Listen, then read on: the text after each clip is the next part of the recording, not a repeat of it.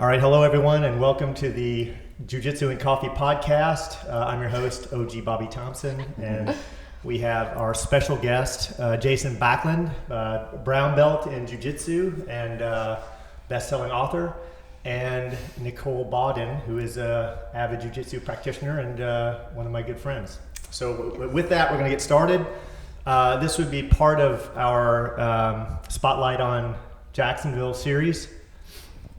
So let's get, I've done the introductions. Jason, let you introduce yourself. So fire away. Yeah, Jason Backlund. I am a best-selling author among all my friends and family. Starting out author would be more accurate. I've been training martial arts for pretty much my entire life that I can remember anyway. 8 years old is kind of officially when I started. Jiu-Jitsu has pretty much taken over my martial arts life since I started rolling with you around 2010, 2011 time frame. It's probably one of the biggest parts of my life that I don't get to do enough. You know, it's so important to you, but with work being what it is and traveling so much and all that, it's hard to be in a good spot to get on the mats as much as I want to. But this is really fun, and I hope it motivates me to get back in and train more regularly. So I have a list of questions. We'll run through these. Where did you grow up? So I was born in North Carolina. I was actually born at Womack Army Hospital in Fayetteville, Fort Bragg in Fayetteville.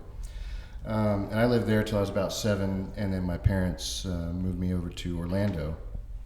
So I grew up pretty much in Orlando. That's the place that feels most like home. I've been a Florida boy ever since.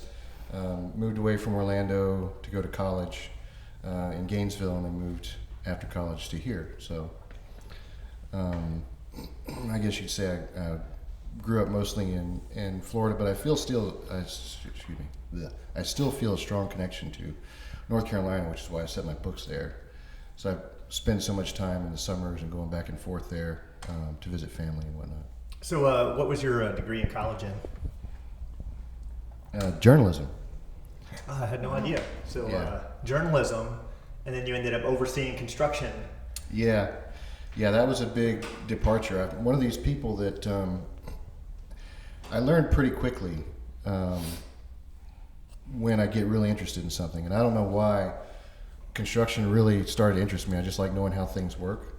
Like sitting in my house going, how does the air conditioner work? Like what's going on there? Like how's it making the air cold? So I dove into construction and really learned it from a sort of a very technical, almost academic standpoint. Went right into being a project manager with no experience whatsoever. And then we got into military construction. So I've worked at all the bases here in Jacksonville, NAS, Jax, and Mayport and those places, and where I had to learn very fast. I was expected to be an expert in all these different areas of construction, from concrete to HVAC to finishes and commercial, industrial, and other types of construction, underwater construction, and we had to supervise all that. And so I had to become an expert at that with no experience in any of that. So my journalism degree, when you get a journalism degree, you really learn more than anything how to do research properly. Mm-hmm. So that's really where that came in to help. Yeah. So construction seemed to come out of left field. So is that what? Is that what you've done since college? So basically, you went to college and then kind of just fell right into construction, or what other occupations have you had? That's pretty much it. I mean, because there wasn't a lot of money in journalism when I got out of school. And what I originally wanted to do was be a history and political science professor. And I spent a lot of time in college, those were my majors. I studied political science, all the political science classes that I could take at community college, and then when I transferred to UF. And then got into history because my grades weren't all that great. I loved to study whatever interested me, but I didn't want to study whatever every professor told me I was supposed to study. So when I finally started looking at my options, and I'm like, Actually, it's kind of a funny story. I went to a class. I needed an elective, and I don't remember what year it was, but it was in the summer. And in the summertime, a lot of young people from high school come to University of Florida because it's easier to get in over the summer. If they don't get in the fall, they can try out for summer, and if they do well, they can stay. I'm in this astronomy class, and this guy must have been 17 years old, and he looks over at me and he says, "Excuse me, sir, can I borrow a pencil?" And I said, "I got to get out of here. This is it. I've had enough of school. It's time for me to graduate and get out of here." And I started looking at what my options were, and I'd had kind of enough of college at that point. I said, well, instead of going the master's and PhD route to get because I started college late and I had some catch up to do. So I didn't go right after high school. So I figured, well, the best thing I can do given my knowledge base is journalism. I can write about politics or history or whatever and maybe end up working for Time magazine one day. That didn't happen. So moving here to Jacksonville, the best thing that I could get was maybe an internship at the local paper, or maybe try to find someone who could get me on a TV station as a production assistant or something like that. And I really was ready to start making money. So construction became the way for me to do that. Cool. And I found it interesting. And now you're an author. That's awesome. And you're living the dream. Trying to, yeah. Luckily, construction was pretty good to me, so I'm able to sort of finance my early days as an author that way. And that's it. That's all you're doing now. You are basically a full-time author. I am. I'm a full-time writer, and it's quite a trip. I have to travel a lot. I have to work all the time on either social media or new ideas or promotional stuff, without a lot of reward. Being an author is a struggle, but I'm enjoying it. It's a lot of fun. Met a lot of great people, and hopefully it won't get in the way of my jiu-jitsu much longer. Now, I mean, how cool is that? Do you have any hardcore fans yet? Like anyone that's like, oh man, I need like volume 3. I do. It's I do. There, a lot of them are either. There's a lot of people that I don't know, but they're friends of my friends who've picked up my book, and they're really, I've got a lot of friends who are like, oh man, I want to support you. I'll buy your book. I might even read it, but I'll definitely pass it along to other people, or I'll, and all the jiu-jitsu community, all my other friends and family have been very supportive. I don't have as big of a family as a lot of people do, so all the support has been really amazing, and I've needed it.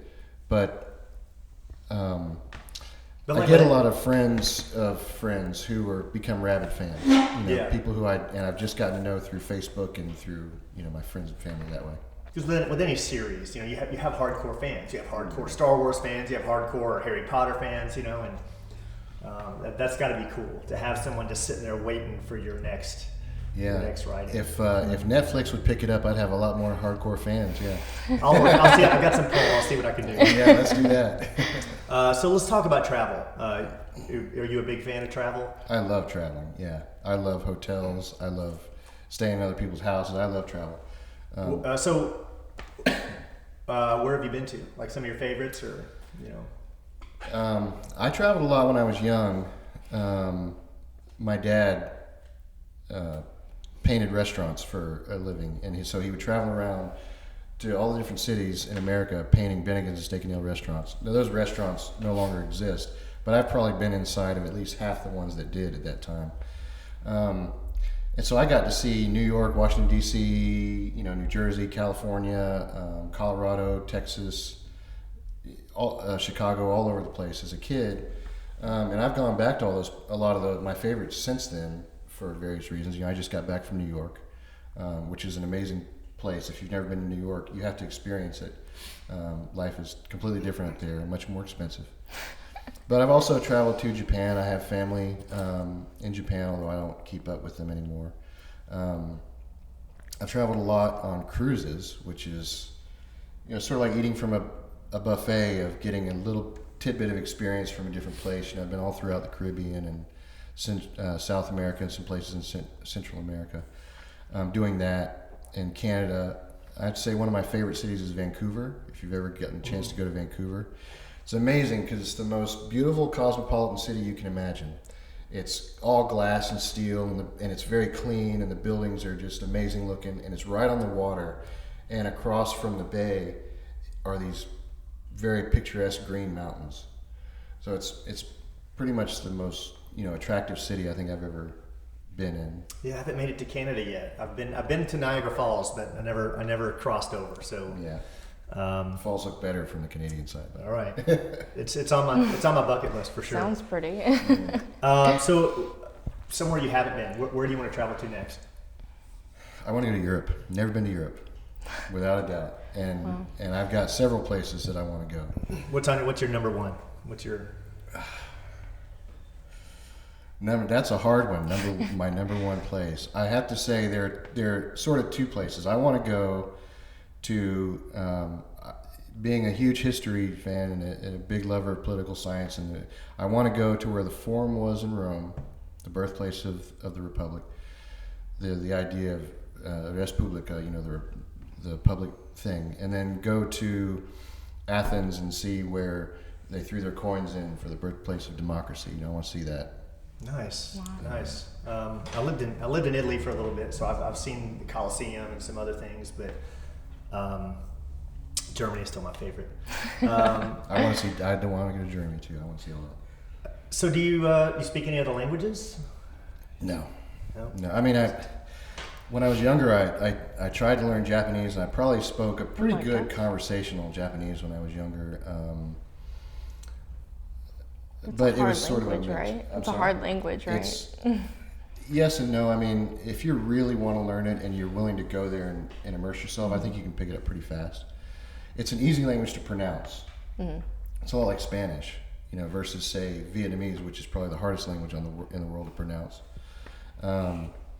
Or even English is considered difficult because we have so many varying influences in our language. But I've lost all of that. What little bit I had, I've lost. I can run a class in Japanese, a martial arts class in Japanese, and that's about it. Nice. Wow. Better than you. Yeah. Special talents. Anything people aren't aware of? Anything you're really good at that people might not know about Jason Backlund? Well, I think probably the biggest thing for my jiu-jitsu friends is music and my guitar playing. I play the guitar. I've been doing that since college, and used to be in sort of like this big garage band thing in Gainesville that we did for a while. What style of music? Everything from blues to metal, but really sort of blues rock and rock and roll. And, Pink Floyd is my favorite band, and my biggest influence as a guitar player is David Gilmour. But it's heresy. It's just heresy. Everyone knows that Eddie Van Halen's the best guitar player. That's hands down. Eddie Van Halen is an incredible guitarist. Yeah, I mean, he definitely deserves his place among the greats. In fact, I just watched a video of him on YouTube. He was in an interview, and he was, and I forget who it was, but he was just showing some of the things he does and some of his old school fret tapping techniques that he's even, since the 80s, he's modified, made even better, or whatever. Just some of the things he's still a great. To this day, he could get up on stage and smoke, 90% or more than that of the people that are out there trying to be as good as he was. I didn't know you played guitar. I played guitar. I grew up playing guitar. I've still got 3 guitars. I didn't know that. Eddie Van Halen was my biggest influence, and I thought I was great. I thought I was absolutely phenomenal. I thought I was the next Van Halen. And a friend of mine introduced me to this kid in high school who could rip arpeggios up and down the neck of his guitar effortlessly, just first to the last fret, And when I saw him do that, and then I went home and I tried to learn arpeggios, which is like one of the hardest things to master, right? Without a doubt. And I had to come to the realization that guy was just better than me, and I couldn't handle it. So I playing guitar became my second, and then third and fourth. It's like once I wasn't the best, I lost interest in it. And I can still play, I can still play the songs I learned then. I'm not as good as I used to be, but my goal is to pick it back up. And how did I learn later? Today, I'm okay not being the best jiu-jitsu fighter in the world. I'm all right with that, right? Like, I'm perfectly okay with my lot in life. But yeah, kind of just because I wasn't the best, I gave it up. Well, I was going to say, you mentioned Jiu-Jitsu. It's sort of like Jiu-Jitsu. We still love it, even though we know we're not the best. I mean, there was a time when I first started getting into Jiu-Jitsu, I felt like I was pretty good, and oh wow. And then I met you, and I was like, okay, I'm not as good as I thought I was. And then I started meeting some other people, and even as I've gotten better, they're just that much better. And you're never gonna, now that we're getting older, we're never gonna cross that threshold. Our bodies are just breaking down on us, but we still love it and we still do it, and it's still an important thing for us to do for a lot of reasons. And guitar is that way for me. Martial arts, especially as a younger person, between judo and punching people and bags and stuff, and just naturally having big sort of fat hands, that limited my guitar playing. And there are days when I try to play the guitar and I'll do something that requires a little bit of speed, dexterity, and I just can't do it. My hand will freeze up. Yeah. Because it's been ruined. I mean, I can just make clicking noises with my hand at will. It never goes away. It's sort of arthritis that I've beaten into my hands over the years. And so the guitar is, but I still do it. And that's one of the reasons I love David Gilmour, because he's not a great guitarist, but he's a great musician and he's a great guitar player. And he never plays fast. Usually only plays with 2 fingers, at a time. Very simple licks, but it's about melody. You can remember if you're a fan of Pink Floyd, you can at any time hum one of his guitar solos from start to finish, because it's all melodic and it's all, it's what people love about music, is what draws people in to their music. So that's what keeps me going with the guitar, is realizing I don't have to be that great to enjoy it. High school. Let's go back. Let's let people know who the inner Jason Backlund is. Nerd or in crowd? Well, I guess I sort of stumbled into the in crowd because of martial arts. It's kind of interesting. I met 2 or 3 people that in high school that introduced me to a larger crowd. I have 4 very close friends.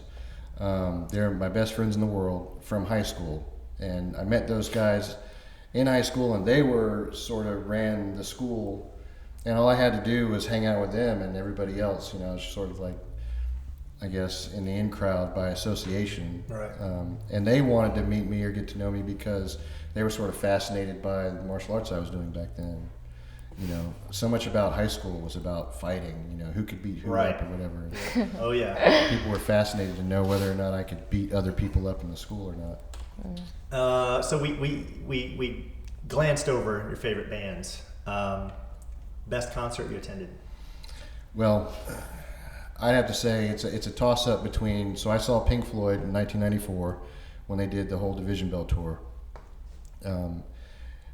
And for those who know anything about Pink Floyd, they sort of broke up in the early '80s, and there's this guy named Roger Waters who was the writer of all their best stuff from the '70s. Dark Side of the Moon, Wish You Were Here, The Wall, all came from his mind. And especially all the lyrics were his. And they sort of broke up, and without him, Pink Floyd got back together, and they toured a couple times, and I got to see them in Tampa for one of those shows. That was an amazing show. And then Roger Waters went on to do his own solo career, and then recently he came back and he started doing sort of Pink Floyd music tours. He's got one of them going right now, I think. But he did The Wall. And he did The Wall the way it was originally envisioned, where they build the wall on stage and have all these great, the wall becomes like a screen, and they show movies on it, and they're performing behind it and in front of it, and they've got these big giant blow-up characters, and then they tear the wall down at the end. That was an amazing show. So wow. It's a toss-up between That sounds those pretty 2. cool. Yeah. I've only been to a few concerts. But Guns N' Roses was it for me. It was pretty good. I saw them in Italy. It was pretty cool. Back when they were all still together and good. Yeah. They were opened up with Soundgarden opened up for them. It was a really good concert. Scariest thing you've ever done? Oh. Scariest thing I've ever done. Yeah. Huh. something you wouldn't do again, or maybe it was just right there on the edge? Well, yeah, so I've never been skydiving or done bungee jumping or anything like that because I think I've seen too many accidents on. Oh. But there was this thing that they had at this, a fair came to Orlando, and my buddy Dave and I, he, I pretty much, if he was like, come on, let's do it, I would just do whatever. That's just how I am, I guess. I'm sort of, it's easy to twist my arm to get me to do crazy stuff. Which I would never do on my own. So they had this thing where they would lift you up, and it had to be two people because you're in this rig, and you're lying like Superman horizontally, and you lock arm in arm with whoever it is that you're going to do this thing with. Oh my God! And they pull you up, sort of in an angle, and you're tethered to this line that's sort of hanging a little in front and above you, and they drop you, and you free fall, and I don't know how many feet. It feels like 100 feet. I have no idea. You free fall until you sort of snag onto this line and you start swinging. I know what you're talking about. Oh yeah. my gosh. So that's probably it was incredibly fun. And at the time, I would have told you, let's do it again. I'll do it right now. Just, we were in high school and I think we used up all of our money or whatever. But looking back, that was the scariest thing I've ever done because I've heard of so many accidents with those things and just fairs and carnivals in general. Well, it's funny. I used to love roller coaster rides. I wanted the scariest one when I was younger, to 20s and teens, and I hadn't ridden one in probably 20 years or something. I don't know, but last month or the month before, I went and rode one. It was a pretty gnarly one, and the whole time all I could see was this thing breaking and like flying off, and because this happens rarely, but it's all I could envision with every loop and every I was just absolutely terrified and. I was ready to get off. I think my days of roller coaster riding are pretty much over. Gosh. I still love them. Universal. I love Universal. Universal, you can get on the roller coasters and you can kind of look and you'll see all of the nuts and bolts. When they tighten them up, they put this line of this stuff on them. It almost looks like glue, like some kind of Elmer's glue or something. But it's meant so that if the bolts are coming loose, you'll see that it's broken, and you can tell they're not lining up. That glue isn't lining up with the. And so I'm always checking that as I'm getting on the Hulk or something. If I designed roller coasters, I'd like put fake bolts that are like hanging, like just dangling up on the top and be a dangling bolt, like two of them. It's like that's the kind of stuff that gets you into a lawsuit. All right, so that's introduction, kind of some background about Jason Backlund. Let's get into your lifestyle. So, exercise regimen. What are you doing to stay in shape? Man, if only I were in shape. I mean, ideally, I'll be back in Jiu-Jitsu class at least twice a week, hopefully 3 times a week. And then, if I can do 5 days a week of exercise, that's great. So I have this little sort of modified thing that I started doing. I've got so many just aches and pains and everything, and I've never been one for running or doing any kind of cardio that involved like getting on a treadmill or whatever. But I sort of discovered this workout that works really well for me when I'm traveling. I get a gym I get a hotel with a little gym in it, and usually they have either an elliptical machine or a treadmill or something. And I'll sort of do a 30-minute workout where I'll start and I'll do 5 minutes of just running on the treadmill or going on the elliptical, and I'll jump off, and then I'll do 20 push-ups and 20 crunches, and I'll jump back on for 5. And jump off, do 20 push-ups and 20 crunches, and then back on. So by the end of 30 minutes, I've done, about 100 push-ups and 100 crunches, and I've done, about 30 minutes of running sort of intervals or whatever. So you're relatively active in your exercise. Yeah. I'd love for Jiu-Jitsu to be more of it, but now that I'm not traveling as much, hopefully that happens. Yeah, you follow any special diet? No. I mean, I should. I need to. That's the problem. But I try to. Now that I'm trying to get back into shape. Like you just caught me when I just went to the grocery store yesterday and bought a bunch of stuff. And when I'm doing well, I'm eating fish, and like my meal will be fish and broccoli and a little bit of rice. And then on another day, it'll be like chicken breast with balsamic vinaigrette and like in a salad with like romaine and spinach. That's me eating good. Let's talk about drugs, or not. You can pass. You know? No, Thoughts on drugs? okay. Have you experimented? Do you experiment? I'm not planning on working for the government anytime soon. So let me think. I can probably count all the drugs I've ever tried on one hand. When I was in high school, I tried marijuana for the first time, and it got in the way of my drinking, of me enjoying drinking. So I've never been a big fan of smoking marijuana. I do like edibles.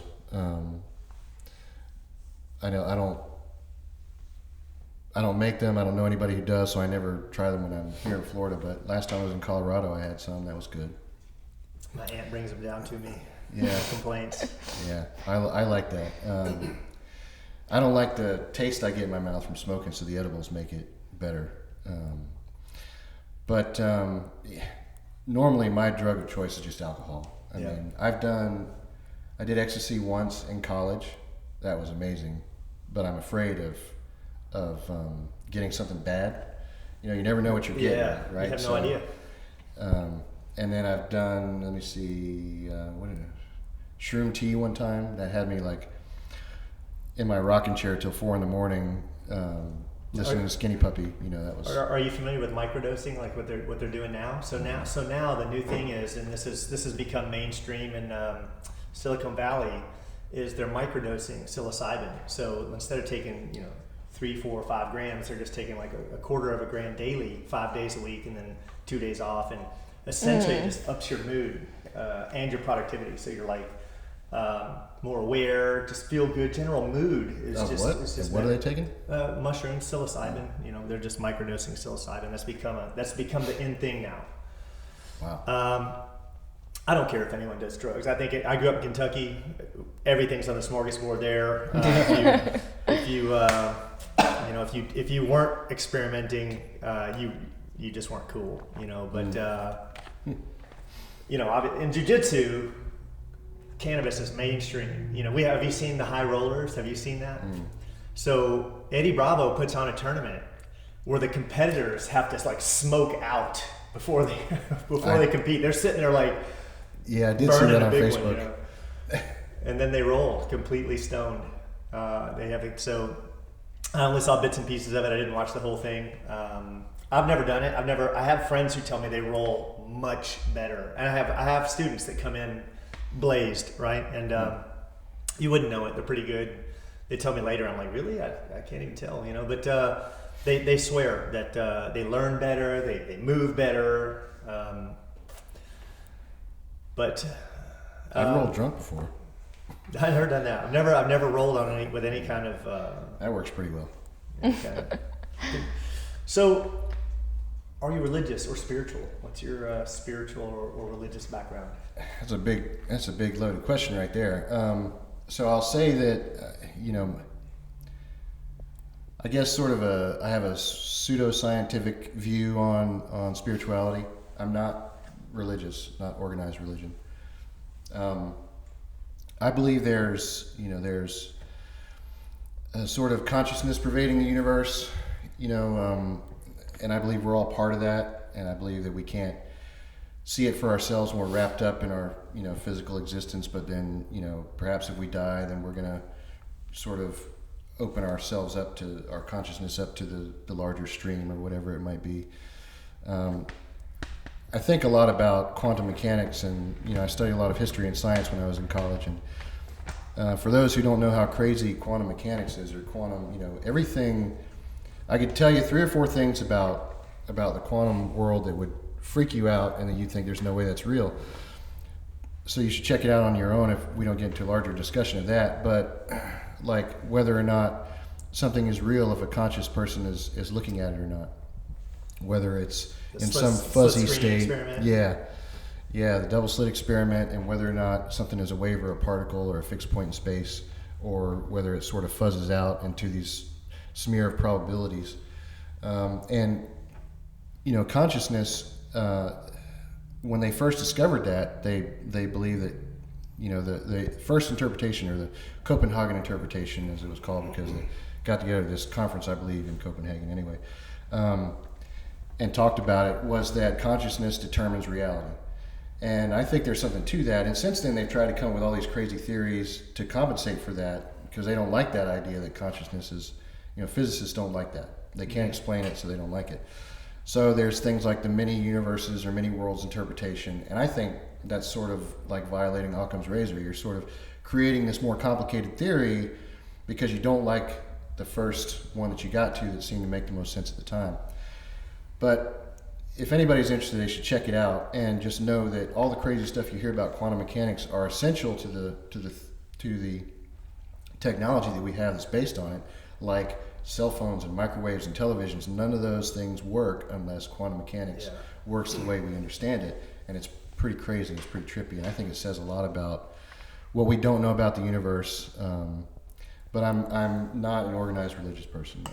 Yeah. It's we actually, it's funny because how you describe your spirituality is how I describe my spirituality, with like the kind of the universal consciousness. And I don't subscribe to organized religion, but and I do love learning about quantum mechanics, and I've read all about and kind of seen everyone's take on the double slit experiment and the quantum entanglement, which is fascinates me, and spooky action at a distance. And I'm a fan of Michio Kaku and Nassim Haramein. I'll watch a lot of his stuff.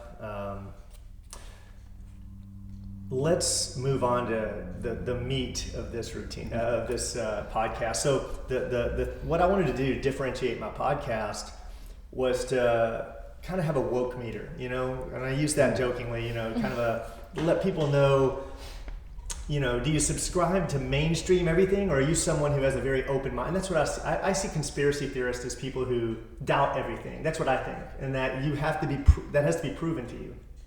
I can't say the earth is round just because it said that in a book. Now, I'm not saying the earth is not round. What I'm saying is I have to study that for my own. I have to, if they could determine this hundreds of years ago, with today's technology, I should be able to verify myself, right? So on a scale of 1 to 10, how woke are you? This is humorous, obviously, but humorous. Where do you put yourself on the woke meter? I don't really know. So you have to define that for me. I'll give you. I'll say this. I think doubt is. So I don't know. Let me just take a 5. Because I was at a 10 and I backed myself down over the years.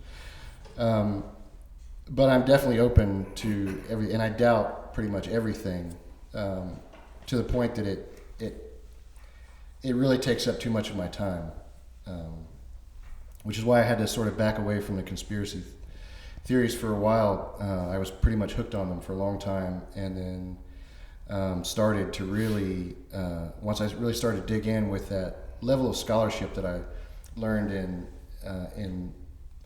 from serious researchers, and I started poking a lot of holes in ones that I really believed in for a long time, and it sort of changed. So the other day, that movie National Treasure was on. You know which one I'm talking about? Yeah. So it's sort of the Tom Cruise, no, Nicolas Cage. Oh, I was thinking of Made in America. Sorry, I zoned out. Go ahead. So National Treasure is sort of a family-friendly conspiracy mixed in with a treasure hunt, right? I've seen it. I would say that I'm a bit like Jon Voight's character in that movie, who plays Nicolas Cage's dad, where he's sort of given up on all of it because every time that he goes looking for another clue, it just leads to another clue. So I'm kind of in that boat right now, where I'm open to all of it, but I'm just sort of, I can't devote a lot of time anymore to looking into conspiracy theories, because I've sort of run my, I start researching them and going down the hole, and I run to a dead end on a lot of them, and it sort of gets infuriating. All right. Well, I've got about 14 conspiracy questions for you. Okay. Does a secret cabal control our government and select our presidents?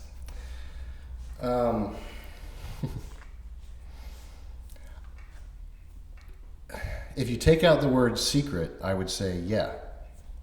Yeah, there's definitely a limited number of people who who control the political process in this country, and especially presidential elections. I don't think they're all that secret. I think they would love to be secret. I think that the information is there. I think that a lot of people want to believe in the idea that we have individually our voice is bigger than it is. But money and power have more to do with the political system, and that scares people, and we all know that. I mean, everybody knows that. But yet, people get very, they get behind their candidates like you do your favorite football team, and people will fight over, whether they want this candidate or that candidate to be elected, and they don't see themselves as the ones who are being manipulated into that choice. So there's definitely a limited number of people who are controlling the political system. I don't really think they're all that secret. All right, I'll take that. We've had this discussion before, so I think I know what your answer is going to be. 9/11, was it an inside job, or was it terrorists? Was it Muslimist extremists that orchestrated this? Yeah, so that's a good one. 9/11 comes, and the truther movement comes right at the time that I was sort of fed up with conspiracy theories. So I'd have to say that the balance of the evidence, right now, to me, points towards the official version being the closest to the truth. And what worries me the most about that is that there is a conspiracy with 9/11, in my opinion, no doubt. My take on it is, and I don't know how long you want to spend on this particular question, but my take on it is, I look back at Dick Cheney and Paul Wolfowitz from the State Department and Donald Rumsfeld, and their way of thinking about the world. And they were all part of this thing called the Project for the New American Century, which essentially wrote this pretty famous paper now, where they said that what we need in this country is another Pearl Harbor style attack as an excuse to go into the Middle East and assert American power and dominance so that we can secure our future for energy. Now, that's a pretty amazing thing in and of itself. And there wasn't a lot of discussion about that, because the people who should be discussing that are busy discussing whether or not the World Trade Center was blown up using, explosives that were planted inside the building versus a plane flying into the side of it. I think, and the federal government has not been one to jump over conspiracy theorists and try a lot to disprove a lot of them. And I think because they the Bush administration liked the waters to be pretty murky, because they sat on some pretty important intelligence. Bush was being briefed about the fact that, Islamic extremists wanted to take over planes, and that they had plans that could involve crashing them into buildings. So, and I find it really interesting that Bush spent, almost 50% of his time being at or coming from vacation during his first year in office. Why was he not spending more time in Washington? Is it because he knew that something could be coming? I don't know. But I think that's where the real heart of the conspiracy lies, that there are people who wanted something bad to happen so that they could go into the Middle East and in their minds, secure America's energy future. And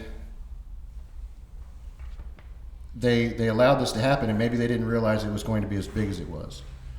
Maybe they didn't realize that so many people were going to die, or that the World Trade Center was going to collapse, or the Pentagon was going to have to be rebuilt, or whatever. And they sat back and let it happen, and I think that's where the real crime is. But I won't say I'm not open to the idea that it was completely an inside job and that there were explosives involved and all that. I don't see enough evidence for it, and especially when we get into the demolition phase of the buildings. I've done a lot of demolition in my life in construction. And as a former OSHA outreach trainer, actually I'm still qualified as an outreach trainer, whatever, authorized. As an OSHA outreach trainer, one of the things we had to learn about was explosives and explosive demolition. So I know quite a bit about it from, a layman's perspective, I guess, or someone who's a little more educated about it than the average person.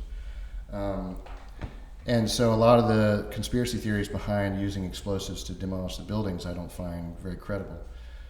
Then again, though, if somebody said, I have unequivocal proof, here it is, bam, they're all behind it, and we've got everything laid out here in black and white, and there's no argument about it whatsoever, my reaction wouldn't be, holy shit, I can't believe.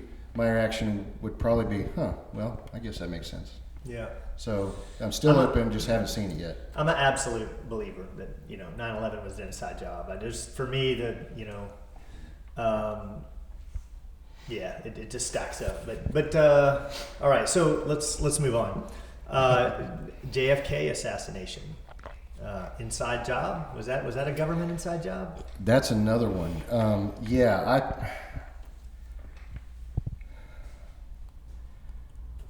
That's another one that I think is, probably, there's definitely some, all right, let me start over again. I think yes, it probably was. The biggest thing about the JFK assassination is everybody debates whether or not there were multiple shooters, or whether or not Lee Harvey Oswald was even one of the shooters. Mm-hmm. And I think the overwhelming evidence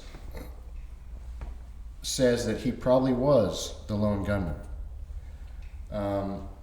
And the magic bullet theory, which, for the longest time, when I first started getting into this, I think Oliver Stone played the biggest part in that. And then I read Jim Marr's book, and then I read several other books, Jim Garrison's book, and I was like, wow, I can't believe that this isn't talked about more. And there are a lot of good reasons why it's not. And, the magic bullet theory and the alignment of the shot has been pretty much disproven. We understand now that it was a straight shot. Didn't have to be a magic bullet to do what it did.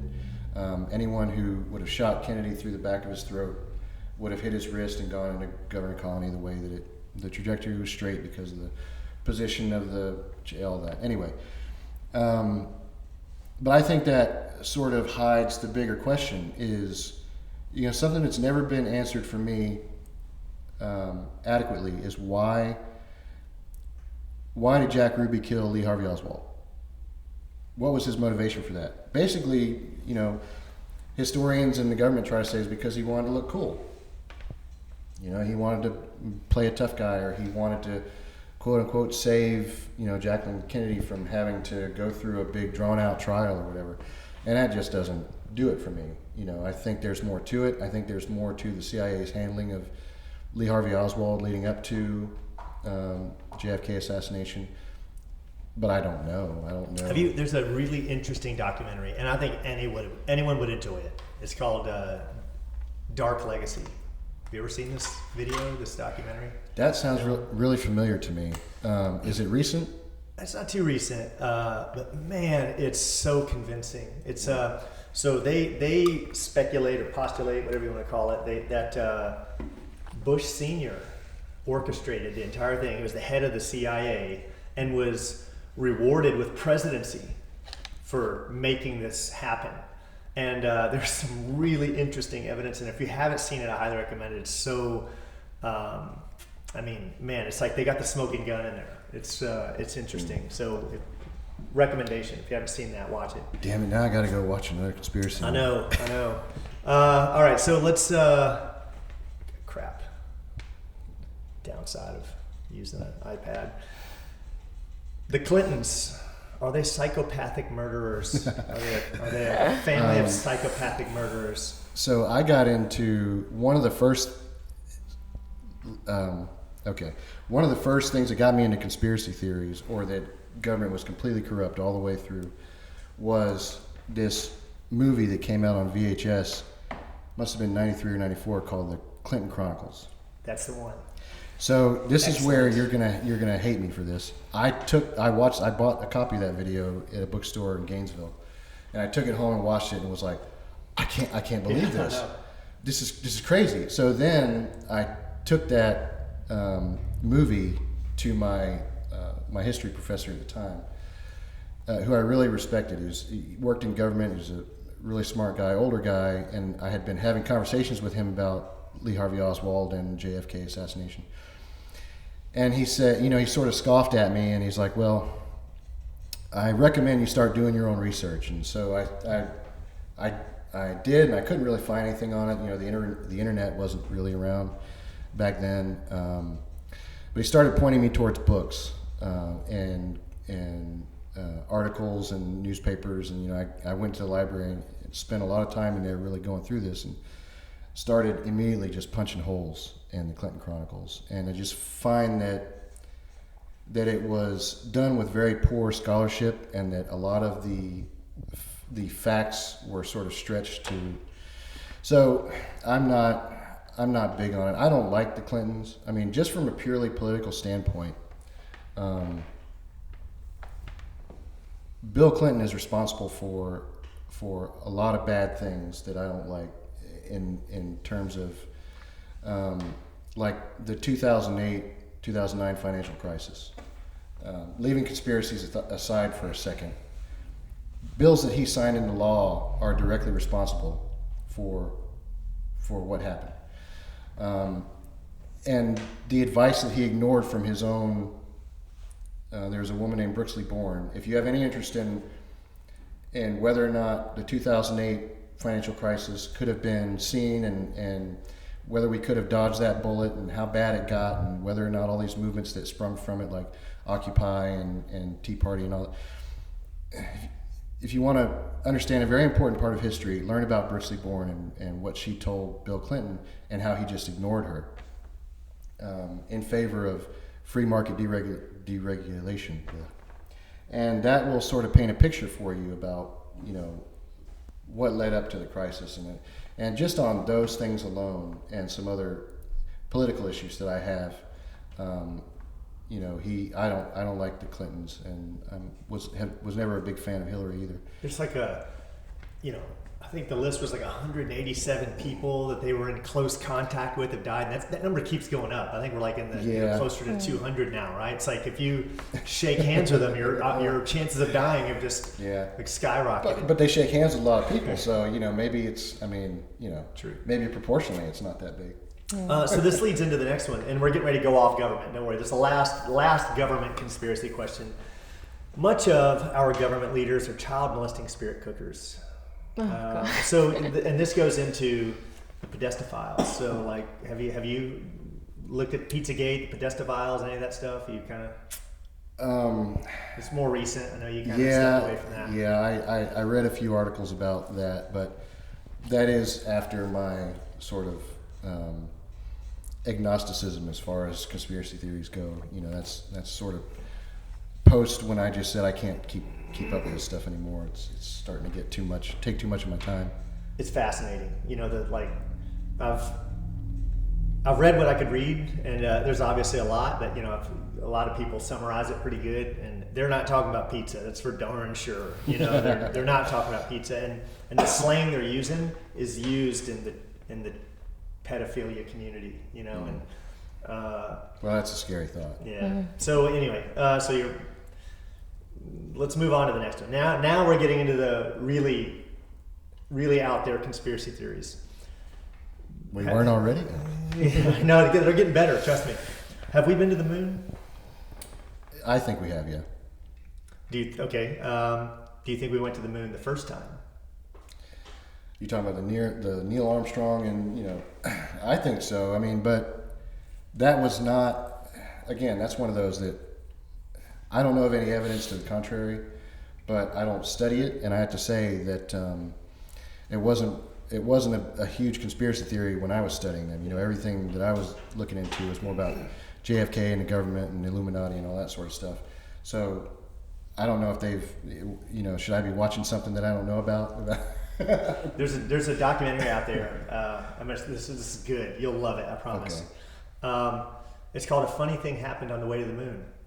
And they found what appears to be, and they claim is, and no one's disputing this, the original footage that they aired when we were landing, the original footage, when we landed on the moon, and when we were in flight broadcasting, and here we are, and we're looking out and we can see the Earth and all this. and they're faking it. So what happens is they found somehow the unedited where they're setting up the shot and faking it, making it look like, and it's like an hour long. And this lady, I don't know, it's like a UK produced, but absolutely fascinating. Like clearly, if this is real, and no one's disputing, I haven't seen where someone said that's not the real footage. I haven't seen that, and I've looked into this again and again. For me, the first one was like unquestionably the first one is the fake. That's my opinion. And if you watch that documentary, I'd be really curious to. I want to have you back on. You know, you're a fascinating, intelligent person, and I could say I'd be really curious, like your take after you watch Dark Legacy and after you watch The Funny Thing Happened on the Way to the Moon. They're not too long, but fascinating. Like I could watch them again and again, honestly, and I have. It wouldn't surprise me. I mean, given what was going on in the Cold War at the time and the space race, it wouldn't surprise me if there had been a movie made to try to fake it out. I think there is independent verification from various sources. You know, everything from Chinese astronomers to satellites that have pointed at the moon. They can see the landing sites and can see things on the moon where we've been. But the question of whether or not the first one was faked is an interesting one. There's two other things. Have you seen? There's a video out there that claims it's a fake. Like, man, I can't remember who the producer is or director or whatever, but he claims to have directed the first moon landing. I can't remember who it is. He's passed away. Who made The Shining? Who was the director of The Shining? Stanley Kubrick. Stanley Kubrick. So Stanley Kubrick. It's supposedly Stanley Kubrick on his deathbed, and he says, you know, there's another really good video. This is amazing. They break down The Shining, and they say that the whole movie is an admission, because this is before he arguably came out and admitted, but they break down The Shining and how it's an admission of he went to fake the moon landing, right? It's pretty cool. Like if you watch it, you're like, wow. Like one of the shirts he cut, like I don't know if you know, the kids got an Apollo 11 shirt on, and if you look at this, watch this documentary, it does look like, of course, you know, with enough creativity, you could take anything and build a backstory into it, right? But that's definitely true. There's definitely some highly coincidental stuff going on in The Shining, like really highly coincidental. He changed things in the movie, like, you know, it's supposed to be a yellow Volkswagen or a red Volkswagen. He used a red one, and then when they talk about the significance of this and like why would you change this? They're like, he was adamant that it had to be this, and if you were on the set, the people could tell you that he was just doing a lot of things that didn't make sense. But and one other one, really good one, I'll share with you. It's called Astronauts Gone Wild. Have you seen that? So there's this director, there's this documentary maker, and he meets with every astronaut that claims to have been on the moon. And he meets them under false pretenses, because no one will everyone knows who he is. So they will not meet with him. And he goes up and he has $5,000 cash and a Bible. And he says, if you'll swear on this Bible that we've stepped on the moon, I'll give you this $5,000. If you don't want it, I'll give it to charity, but that's all you have to do. Neil Armstrong punched him in the face. Wouldn't swear on punched him in the face, right? They all cussed him out, smacked the Bible out of his hand, get that F-bombed out of the wazoo. Wow. They would not say. One person did, but the rest, there was like however many it was, they were all like, they wouldn't do it. They wouldn't say it. They wouldn't swear to God that they wouldn't do it. And he's like, well, I don't understand. It's just, you know, just put your hand on the Bible and say, why won't you do that? And they wouldn't. None of them would. Wow. So that's really powerful to me. Like why would you not say that? Like he went to every one of them that said they've been on the moon. Why wouldn't they just put their hand on a Bible? You know, he's like, well, do you want it to be a Quran? Like, is it religious? What is it? Why won't you swear? Anyway. Well, so what do you think? I'm curious to know, like, this is one of those things that you grew up at a different time. Do you think we've been to the moon? No, I don't. I really don't, because I've watched, like, you know, the space documentaries with my dad and stuff, and I feel like if we've been to the moon, I mean, we'd probably be doing a lot more stuff in space. I don't think the ships and stuff that we have right now, like, I don't think they can hold out in space. I don't know, maybe that's just me, but based on what I've seen, and it's really easy to like make make it look like we've been to the moon, because I've seen them do it. I've seen them do it in the I forget what it was, but it was this conspiracy theory. What was it? It was on Netflix or something, and I was watching it, and they recreated the whole scene from the moon landing, and they had like little people that they used, and I don't believe it. Well, maybe that's just me. Here was one of the things. Also, in a funny thing happened on the way to the moon, he asked several astronauts, and he said, "How'd y'all deal with the Van Allen radiation belts?" And they were all clueless. Every astronaut, like Neil Armstrong and several others, clearly clueless. He's like, "Well, what do you mean?" He's like, "Well, humans can't survive when you pass. You have to pass through them to get to the moon. You can't circumvent it." And he's like, "It'll kill you."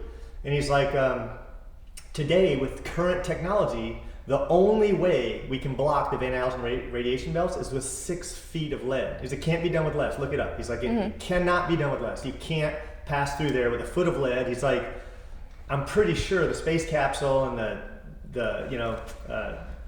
rocket that we passed through with didn't have 6 feet of lead lining, So how'd you make it?" And he's like, "Well, and his answer was, obviously the scientists took into account and built whatever we needed." And he's like, "Today, supposedly, if you were to research that, and I kind of poked around and I haven't found anything different, but they say with the technology we have today, the only way we can pass through the Van Allen radiation belts is with 6 foot of lead lining." And they showed in the documentaries that I've seen that we don't have anywhere near this, like not even a foot, not even a half a foot. We're talking about multiple inches, right? Yeah.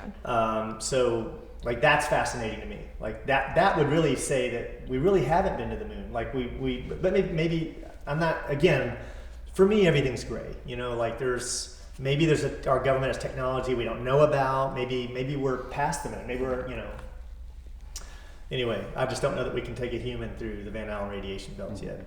All right, next one. This is a good one. Another one of my favorites. Do we live in a simulation?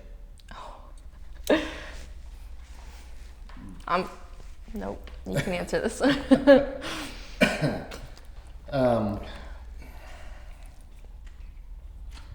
Or what are the odds? So you can answer it that way, Yeah. So I don't know. I mean, here's what I think. I think reality is a dream that we all agree upon.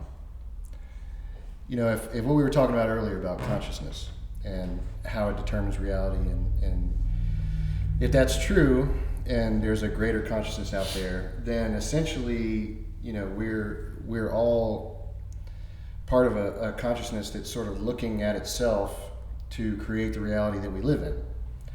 So I'm not sure if that sheds any light on that or not. What I think about, I've seen stuff lately about are we living in a simulation, popping up on Facebook and the internet. Haven't gone into what might be behind that, but the idea that this could all be, just some, simulation or some sort of, like I would think of it as a dream or a fantasy that we're all participating in, and we lend reality to each other by observing each other in the world around us. So maybe. Yeah. I'm a big fan of Elon Musk. The guy's obviously incredibly accomplished, and when he speaks, it shows. But I think the odds he gives of us being in, and I like the term he uses, base reality, right? Mm. He's like, the odds of us being in base reality are like 1 billion to 1. Mm. Like he's basically saying he's 1,000,000,000% certain that we're living in a simulation. I think that's there's some real intriguing but math behind. There's some physicists who take that very seriously. And I mean, even if you subscribe to, if you subscribe to a God, right, and you say, well, God just made this planet in 7 days. Well, he's essentially a programmer. I mean, call it what you want. He's just like a programmer. I mean, if someone else just made something out of thought, then that's a simulation. So even if you agree to religion, you're basically agreeing that, well, I mean, as if he can wipe you out and wipe out your existence or send you, essentially you're living in his simulation, right?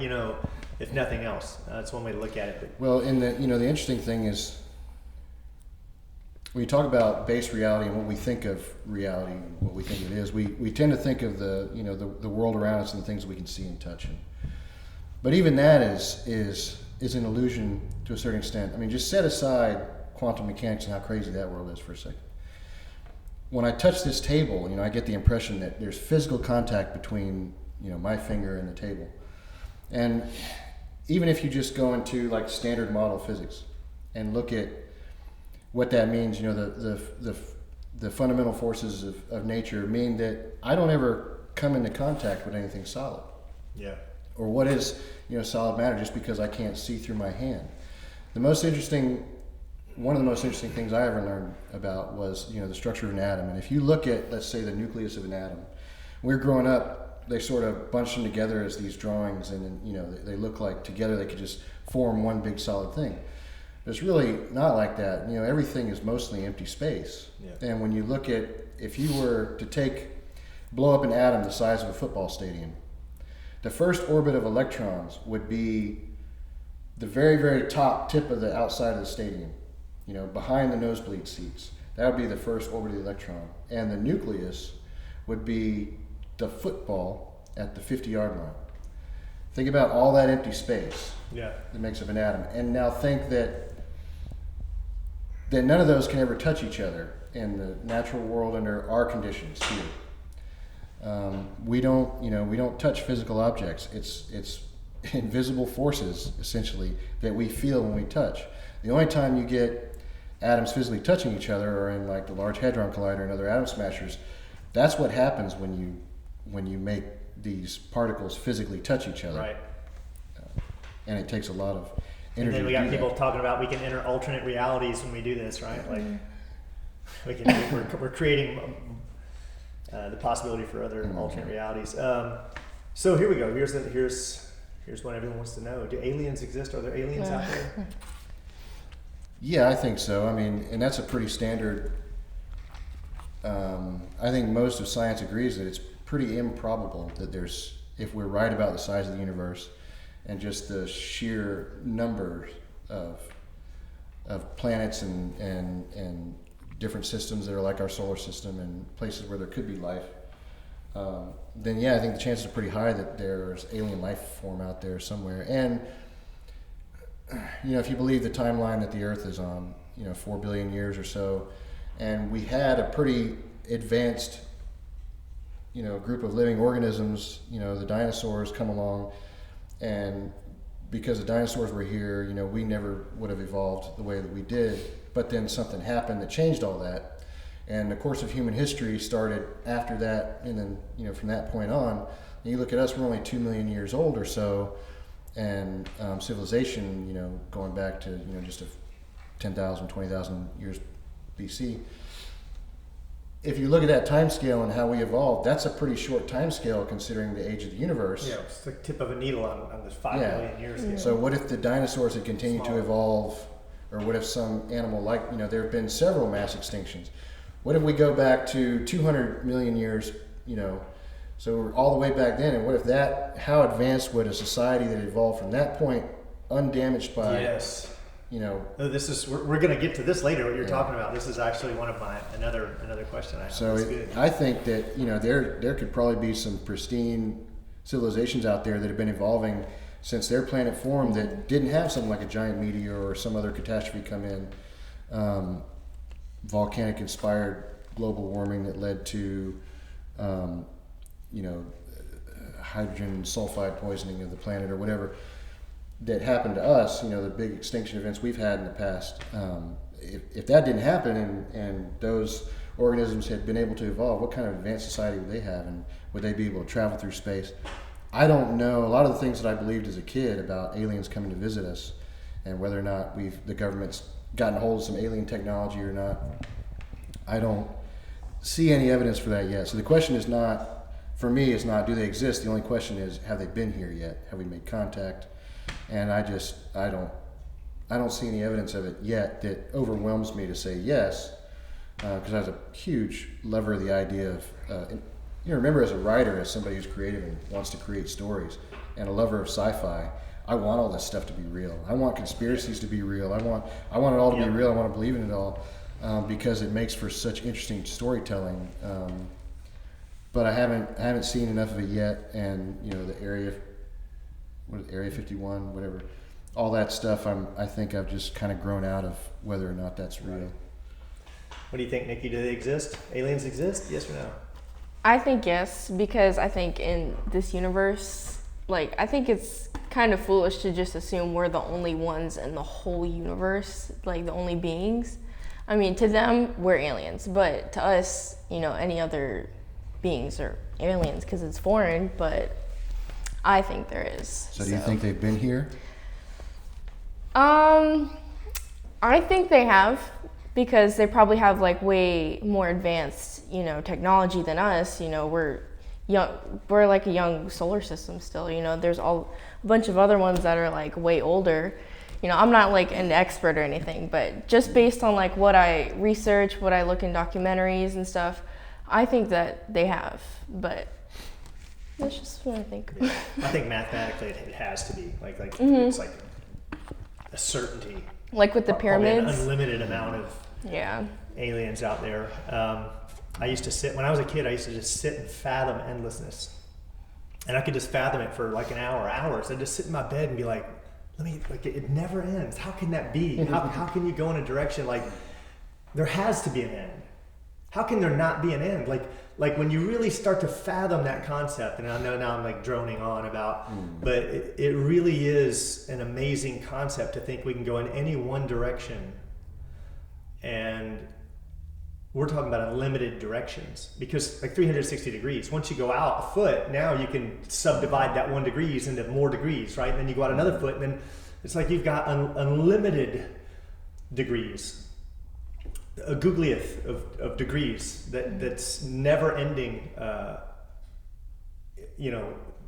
in the directions you can go, and then never ending in any one of those directions. And that is, and then we're just looking down on one ellipse, on one plane. Now let's take that and flip it, and goes well beyond our universe. It goes to the cosmos. It goes to just space, and there's got to be unlimited, when you have that, when you take that into account, unlimited possibility, there's probably another me out there. There's probably 100 other me, 1,000, probably an unlimited number of me's, all equally as cool. All right, here we go. It's getting better now. I'm getting juicy. Anunnaki. Are you an Anunnaki fan? What do you know about the Anunnaki? Do you believe in them? Possibility. So that one's pretty out there, and even when I was into conspiracies, that's one that felt like it was getting a little bit too far away from home for me.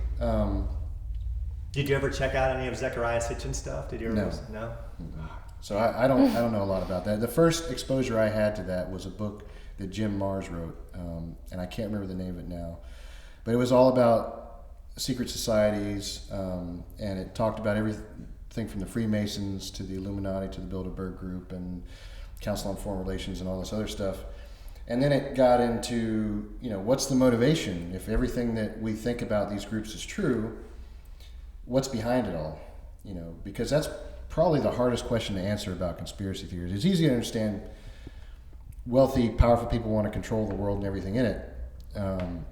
But some of the things that come about conspiracy theories become pretty hard to take if you don't understand the motivation. So then what becomes the motivation? So he was pointing us all the way back to there are aliens from another planet, and this planet's on a cycle that comes through and gets near Earth every so often, and all goes back to the pyramids, which created this landing zone for, I don't remember all of it now, but so yeah, I didn't delve too far into that. That's it was similar to going down David Icke's hole about green lizard people that live on the inside of the planet. That's another one that I couldn't. Yeah, an all planet. I couldn't dig on that one. Yeah, that's a hard one.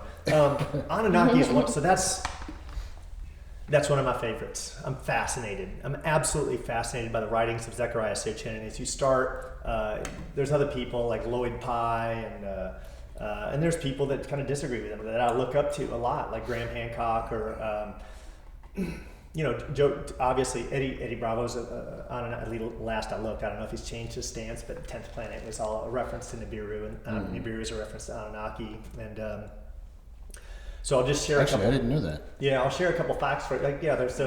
There's About 10th Planet. I didn't know that's where you got the name from. Yeah. He's a fan, right? So just to share a few points on it that kind of make you ponder. Maybe you look back into it.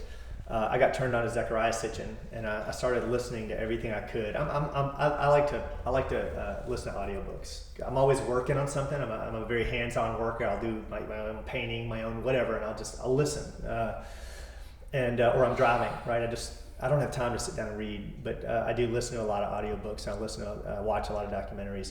So here's the fascinating thing about Anunnaki and why I had to really give it a lot of weight. And this is the only time I'm going to weigh in. And I'm not trying to be argumentative. I just want to kind of share with you why it's so fascinating to me. All the references that we have to Anunnaki, Zecharia Sitchin kind of coined the term, or he's credited with it to my knowledge. And it's all from his translations of these clay tablets. There's millions of clay tablets. And there was this library, Ashurbanipal's library, although they go well beyond that. And then they found tablets in there like the Enuma Elish, they found tablets where the Sumerians said, this is how we came to exist. Here's the story of where we came from. So you have these tablets, and people aren't really disputing, and I've kind of researched this. They're not disputing his translations. The guy, he's fluent in Hebrew. The guy can read, there's like 200 people in the world that can read hieroglyphs. Last I looked, 200 to 300. He's one of them. Cuneiform and hieroglyphs. The guy is very, very talented. People argue about like individual words of his translations, right? But I listen to the arguments. So interesting thing about the Sumerians, they knew about the precession of the equinox. I mean, a 26,000 year wobble of our planet. How could a 7,000 year old civilization know about the wobble of our planet? Like, how could that be? They knew about the asteroid belt. They call it the hammered bracelet. They knew about Mars, Pluto, Venus. They knew the colors of the planets. Everything that we have today, we have a base 10 mathematics system, but everything we use came from the Sumerians, the base 60, like our seconds in the hour, seconds in the minute, minutes in the hour, hours in the day. And we use a 365 day year, which has corrections to kind of keep it exact, but basically we took that in the circle, 360 degrees. We really stole all this from the Sumerians, and it was incredibly, their base 60 system is arguably better than our base 10 system. And when you talked about the orbit of the 10th planet Nibiru, it's a 3,600 year orbit. That's when they say it comes back around all the time. And then other interesting things is when you read all these translations of the Sumerian text, and these aren't really disputed by anyone. They have the Noah's Ark story in there. They have this boat, same size and dimensions. That's really spooky, like the same size boat, right? And it landed on Mount Ararat. It landed on the same mountain. We're talking Sumerian text here. It had the Epic of Gilgamesh. It had David and Goliath. They had the Tower of Babel.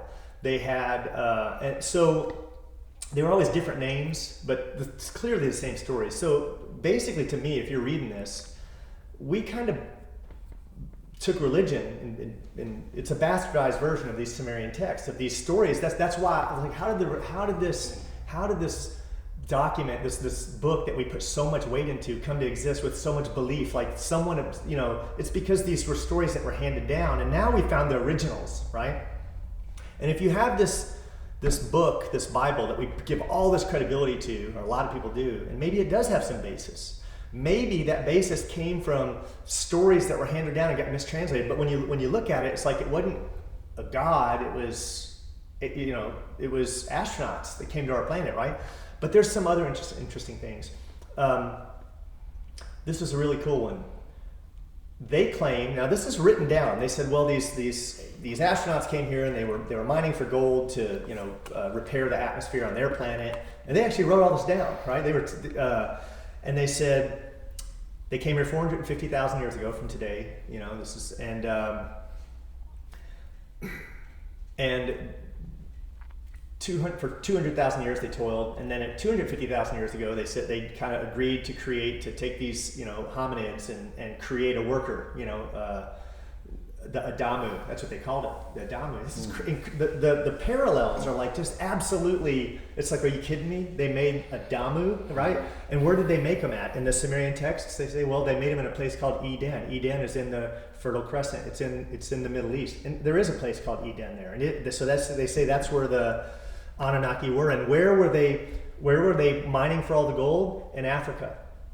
250,000 years ago in Africa. So me and Chin, you know, me and my wife are sitting here watching. I love watching Discovery Channel, and we're watching Discovery Channel about 4 or 5 years ago, and I'm watching this thing where it was like this huge 2 or 3 hour episode on, they traced back DNA, right? They traced back DNA and you could see the migratory paths, through Europe, and it all went back to Africa 250,000 years ago. So today, science has come out and said 250,000 years ago, we all come from one relative in Africa right here. Now, what are the odds that the Sumerians would say we were created 250,000 years ago and mining gold? And, you know, so precession of the equinox, no one can observe that without like some serious science, right? So all the supporting evidence is that, and they're saying it too. Why would they come out and say they were created by astronauts? Like, why would they say that? Like, here you have the first civilization. They have the time that we still use today, the degree system we still use today. They have all those. So, and it goes much deeper. I don't want to monopolize the whole podcast we're here about, but this is my one. The only thing I want to know is when are they coming back? Me too. Am I going to be alive to see it? I hope so. I hope so. What's the calendar? Where are we at in the calendar? It's like one more thing. 600 years, right? Last one, and I apologize for taking up your time, Jason. But That's okay. This is the one that fascinates me, and I want to share it with you and Nikki. Maybe Nikki doesn't know about this as well. Here's the one other thing. There's this. He doesn't preach this in class? I do. I make it. To get a blue belt, you have to know so much. You have to, have read all the Zechariah Sitchin books to get to purple belt. Yeah. But this is interesting. Have you ever heard of the Sumerian Kings list? Basically, it's cuneiform engraved in this, rectangular block, and it's what's really amazing. And there's been several versions, but they all agree that, like, basically one's Kings list gets updated. They're carved in stone, 7,000 years old, right? 6,500 years old. And the Sumerian Kings list is, if we look at the most recent, like the last, don't quote me on the number, I'm just going to make up a number, like the last 30 or 40. We verified them. We said, okay, these are accurate, these are real. They kept a record of the kings. But let's say the first 20, whatever. I don't know the number. I was actually looking at this the other day, but I didn't think to keep track of these numbers. You can look it up in Wikipedia. They were all 3,600 year tenures as king and longer. Some of them, the first one's 28,000 years. But what's really interesting about this is that two things. First off, why would you have a king's list that you would keep sacred and, for remembrance, these are our kings, that leads into real, honest, verifiable kings, and then made up kings, like sci-fi kings. Like, we had these kings, and then what's interesting is all the ones that have the earlier rulers that had these really long tenures, they were all 3,600 year cycles, which is the orbit of Nibiru, the 10th planet. They called them a SAR. So our year is 365 days to travel around the sun, but the Anunnaki, their orbit around the sun, 3,600 years, they called a SAR. So all of the so now this goes back to like Egyptian record keeping, right? Like Egyptians have records of this. Like here it is. Here's all our kings, leaders, rulers, whatever you want to call them, pharaohs, and then all of a sudden, as it goes back, it gets into 28,000 year rulership, and it's like, but isn't that interesting that it matches these 7,000 year old clay tablets? Like, how can you have those parallels and there not be some truth there? How could you possibly have that? And besides that, if I were going to subscribe to any religion, I would probably subscribe to the oldest. Like if we bastardized this version, clearly I'd want to go to the most accurate, right? But it's a fascinating. Zecharia Sitchin is if nothing else, I guarantee you, if you don't believe in it or subscribe to the theory, at least agree that there's some truth to it, it would be the best sci-fi you'd ever. It's amazing sci-fi, right? Like because for sure. They even made accounts of like their first, like the astronauts made accounts of their first days here and what they did in the first 7 days. That's another fascinating thing they did. They talked about on the first day we did this, on the second day we did this. But what's interesting is a day for them is something like 365 days for us, because they lived, so their life was based on the orbit of the sun. Apparently, like there's science behind this. Someone was talking to me about this. One of my students, Jeff Gates, he's like way off into this too, and he talks about the closer you are to the center of something, gravity. I don't know. I'm not intelligent on it, but educated on it. But supposedly these Anunnaki lived for tens of thousands of years. So anyway, I apologize for that. Let's move on. It's obviously you're very passionate about that. I am. I never pass up a new video on see what's there. I mean, if nothing else, even if it's not true, just the idea that some ancient society believed in this sort of stuff and the influence it's had on our cultures is worth understanding in and of itself. We don't give a lot of credit to ancient peoples the way we should, especially when you think about what they knew about the world around them, considering how limited their technology was. Yeah. And I could go on all day. I really could, and I'm not gonna. I apologize for taking the time I did, because it's not about me. But that was the most passionate of my conspiracy theories. If you're not up on the Anunnaki, get up on the Anunnaki. So time to start reading and get on YouTube and watch the videos. I guarantee it'll be entertaining. You'll have a good time, whether you believe in it or subscribe to it or not. There's just some parallels there, and there's some things you're like, clear. How could a 7,000-year-old civilization know about the wobble of the Earth? Like how could you? This is something we found out recently with all of our science. So, are we ruled by reptilian shapeshifters? I'm looking for the evidence. I haven't seen it yet. Yeah, They'd have to eat babies in order to stay in their human form. True. Yeah, true. That one I got from David Icke, which is. And he's got a ton of followers, crazy. like a ton of them, right? And I'll admit, I'm the guy up at 2 a.m, like looking at the videos, going, "Oh, her eyes blink sideways," right? You're like, "Oh crap!" Like, of course, this can't be edited, right? It can't be done in Movie Maker or whatever. But I'm like, that's pretty convincing. Can I find the original news thing? Did it happen? It is some. Yeah, I don't dig on that one. Yeah. Chemtrails, are they? Is there any truth to chemtrails? Are they poisonous? No, I don't think so. I mean, if they wanted to do it, they would just stick it in the fuel and it would be invisible exhaust. There's no reason for them to leave a trail behind. I mean, I think that's just all a matter of condensation and so the air pressure obviously changes as you go in altitude, and as temperature changes and moisture changes, and so a plane can leave a chemtrail over just a certain part of the sky and then not, and so it kind of looks like they're almost crop dusting us to a certain extent. But I don't think there's anything to that. I mean, there are much more efficient ways to do it other than leaving visible trails across the sky if they really wanted to poison or dose us with something. I have a hard time with that one too, because wouldn't they be poisoning themselves, right? Like that's the... Well, unless they have the antidote. I mean, good point. haven't thought this through yet, man. See, I haven't. I honestly don't give it a lot of time. I don't. I'm just like, really, I don't buy the getting relatives and. Yeah. But maybe. Yeah. They've inoculated everybody that they care about. Crap! I need to get the inoculation. Maybe I can get it off the dark web. I'll look. There you go. If you find it, let me know.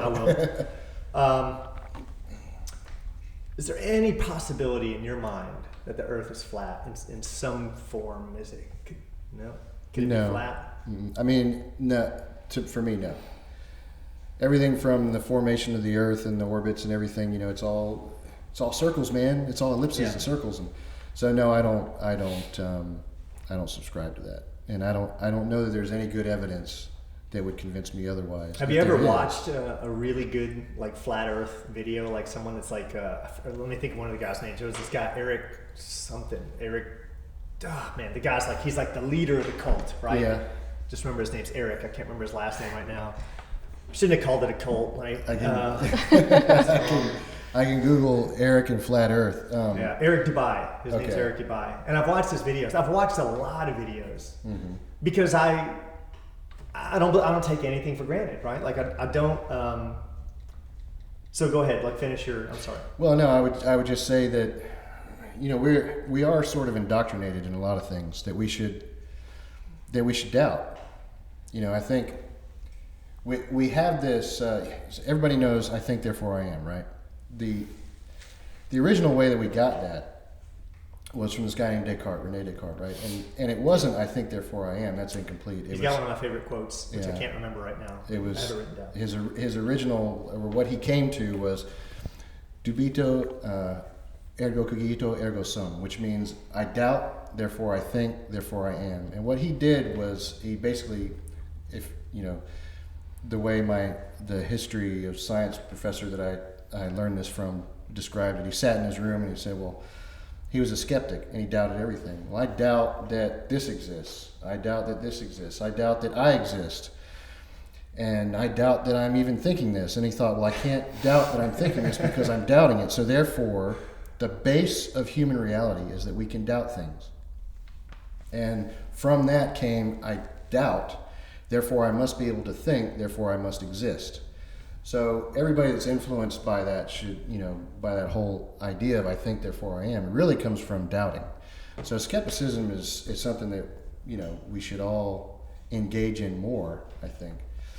So I definitely think that when it comes to, you know, the shape of the earth, we shouldn't take anything for granted and we should be, but I'm also really big about what is the available evidence. You know, so here's the thing is the videos they're freaking entertaining. They're like, they've got. I'll watch them just for that. They've got some valid points. I want to share maybe like 3 valid points real quick. So first off, when I started looking at it, and I look at everything. Don't be like, Bobby's. I'm a globular earther, okay? I'm a globular earther. But I think the possibility is there that the Earth, as we know it, could be flat. And let me explain what I mean there. We could be, which would be in agreement with the solar system, on a much larger planet. We could be. And it's like prison planet. You know, we're in a little domed in, or maybe not domed in, and that could be. That's a possibility, right? Where all things that we believe in would match up, but our planet would still be flat. Another way our planet could be flat is we're in a simulation. In a simulation, it's not flat or round. It's a program. It's meant to give characteristics, but sometimes you find flaws in characteristics. There are other scenarios where we could arguably be flat and still be in agreement with everything you believe in, right? So one of the things that's interesting is I thought, man, if people were having this argument hundreds, if not thousands of years ago, today, wouldn't we have the science, you and me, wouldn't you think that you have the scientific tools to prove the Earth is round? What I mean, today, look, it's 2018, right? Yeah, you know, I think it's a matter of how much energy you're willing to expend on it. I mean, for instance, one of the reasons that we have communication satellites is because line of sight is a problem. You know, you can't broadcast a signal over even a signal that's strong enough to reach the distance that we believe the opposite side of the planet is. It's a matter of line of sight. You know, you can't send a communication that way because if the Earth is round, then it will just go off into space. The signal's not going to follow the curvature of the Earth to the other side. So we have satellites so that we can then bounce the signal around the outside and then back down to the other side of the planet, which is how we're able to talk to people in Australia. The idea that you could take a powerful laser, for instance, and fire it along the planet and stand in Australia and then receive that laser, or, you know, some other place. Well, if it's straight, then, you know. It's interesting. It's interesting that you talk about that. So I said, my question, it goes right into what you're talking about. I said, well, this is an easy one to figure out. What technology do I have access to that I can prove, that I can just squash this right now, right? And I start looking up and I start reading about the curvature of the earth and how far you'd have to go for it to drop, and other people, and I don't quote me on the numbers, but I'm just like, well, let me just squash it myself. Let me just fix it, because someone I care about really told me I need, they begged me, and I said, all right, well, I made a promise, and I'm like, all right, I'm going to look into it, right? Because I don't research things I don't care about. If I just don't care about it, I'm a doubter, I'm a skeptic, but I have to care about it. So I'm like, all right, well, they made me care about it.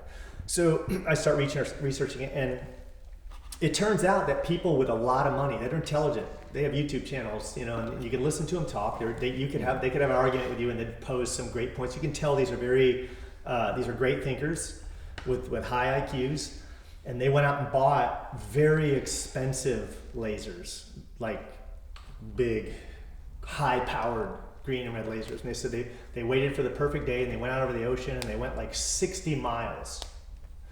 And they had the laser mounted 3 feet up, and then they had, on the other boat, they had like a whiteboard, and they're like, all right, according to like Neil deGrasse Tyson and this person and that person and all these great physicists and scientists, there should be at least 15 feet of drop, like bare minimum.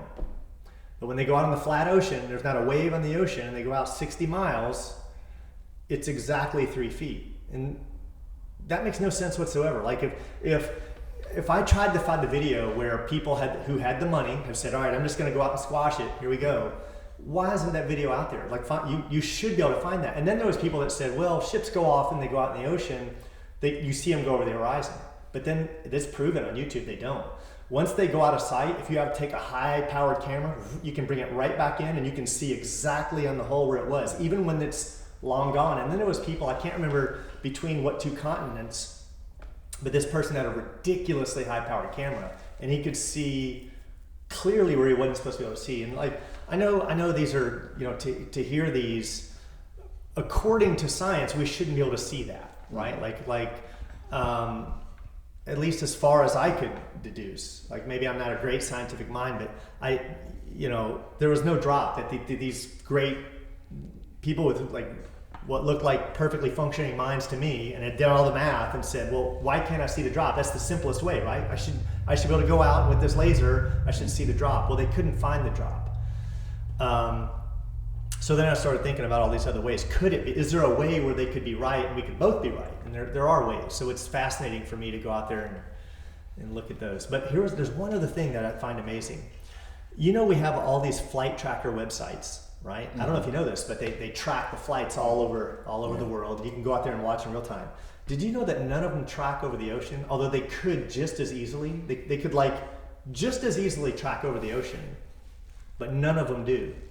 And the reason that Eric Dubai and other, now there's a whole slew of these people, is they say, well, it won't match. The path is wrong, because on a round Earth, going from Greenland to Australia or wherever it is, that I think seems to be, it looks like a straight line, but it's really not. That's why none of these flights, if you look at all the way you fly around the world, it's never a straight path. It looks like you're doglegging everywhere, right? But when you flatten the Earth, you're actually taking the flattest path. And why don't they show those over the oceans? Because so anyway, if you watch one of these videos, it is fascinating. It makes some good points. I'm not a flat earther, but my point is they make some great points that I personally can't find logic as to why it would be that way. I just can't find the logic. It's like there's got to be something skewed or something wrong. What are the odds? Something else I got to look into. It's interesting. It's fun. Yeah. It's interesting. What are the odds the Earth is hollow? Having done a lot of digging, I don't think the odds are great. Especially physicists. They know our gravitational pull is based on the density of the Earth, and so that would. Where does gravity come from if it isn't what Einstein said it was, which is that large, dense objects warp the space around them. So I don't know. I think it's my 6th grade through college education on that is probably right in terms of I don't buy into the hollow Earth. And mind you, I'm asking, I looked up the top Conspiracies, and whether I agree or disagree with him, like David Icke's got a lot of fans. The guy gives conferences, and he speaks in front of like an audience of thousands. He makes a great living, and I enjoy watching him. I don't. I'll still watch. He has some, he's not all reptilians, right? He does make some other good points, but I get bored at 2 a.m. I'll watch anything. Well, there is. I mean, everything we know about the way the Earth is formed, and what we think all that science about planetary formation, whatever, would sort of skew away from the idea there's a hollow Earth or there's a big hole in the center or whatever.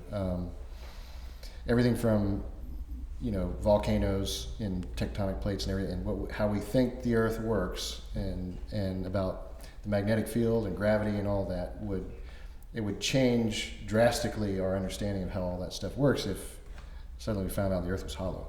Yeah, I feel pretty good betting my house on it, right? Flat Earth. What do you think, Nikki? Flat Earth? You down with it? Or hollow Earth? Hollow Earth. Yeah, Hollow Earth. No, I don't know. Just because based on what I've already learned, the Earth has a core, but I'm not an expert on it, so I don't know.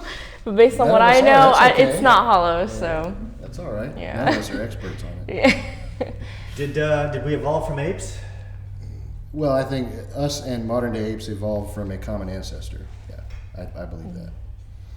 I believe the evidence. So you're a Darwin fan. You believe in Darwinism. Or sorry. God dang. More coffee. You believe in. God dang it. Who believes in evolution? Why's my brain drawing a blank right now? Yeah, Charles Darwin. It is Charles Darwin. Yeah. Right. Yeah. Okay. Yeah, I do. The question is, and this is, I think, evolution is in my mind is a proven fact. It's not a theory. We see it in microbiology. It happens before our very eyes. We see it when we breed dogs. We see how how we can change the physical characteristics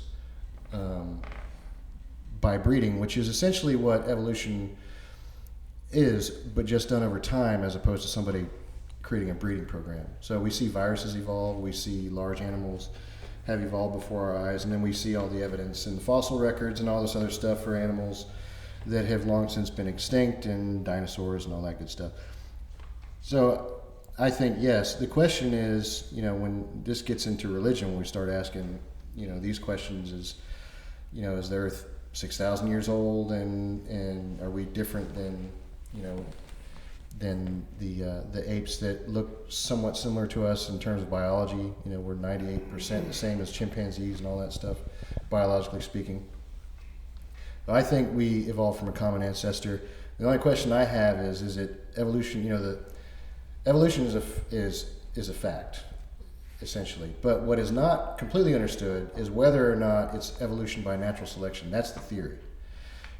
We see animals evolve, but is it the mechanism of natural selection that has caused evolution?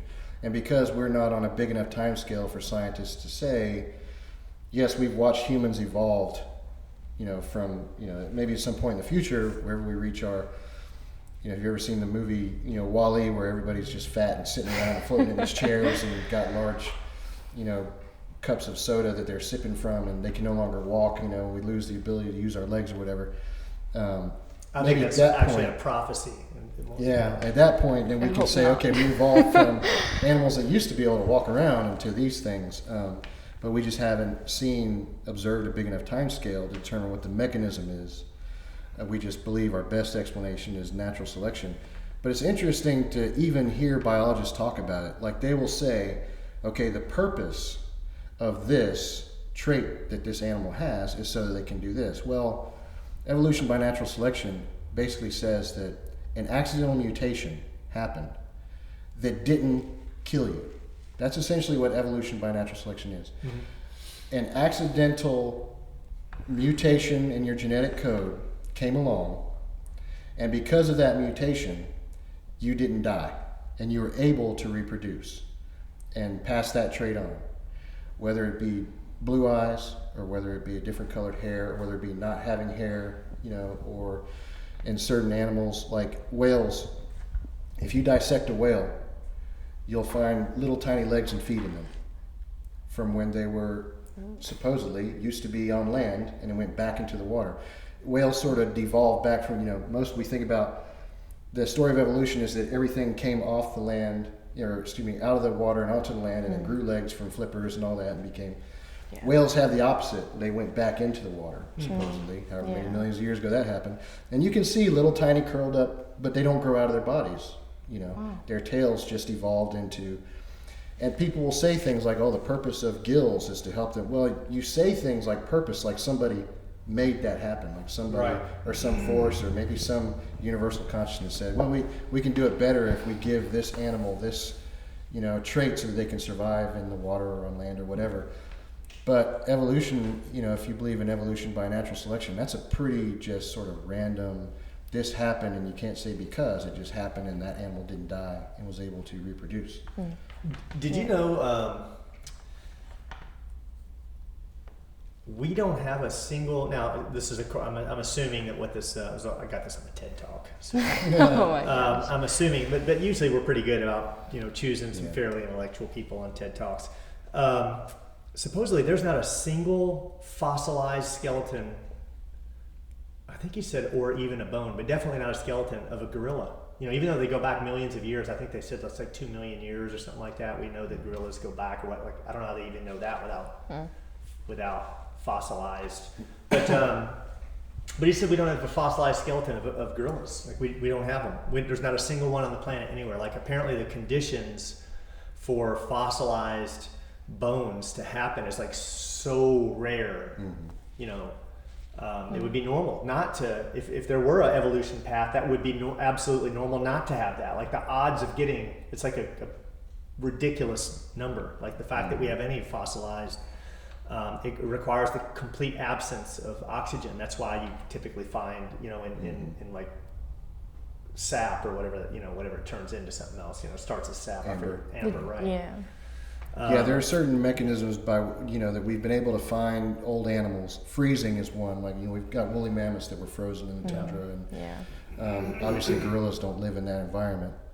And there's also just sediment, just falling down and then having like a volcano erupt and you get buried by all the slough or whatever, or a changing environment that has a lot of erosion or whatever can bury your bones by. Like next to a riverbed or something like that, but it is supposedly pretty difficult to create fossils and otherwise trap. And you're definitely not going to trap a gorilla on the side of a tree by sap and have a full-size gorilla. Probably never happened. Yeah. We find that one, I'll be impressed. Yeah. All right, we're down to our last one or two. Civilizations, were there civilizations on Earth before us that had technology that we don't have today? Oh, that's a fun one because, Are we the most civilized that's been on this planet yet? I'd like to know what dolphins are thinking about. Supposedly they're as smart as we are.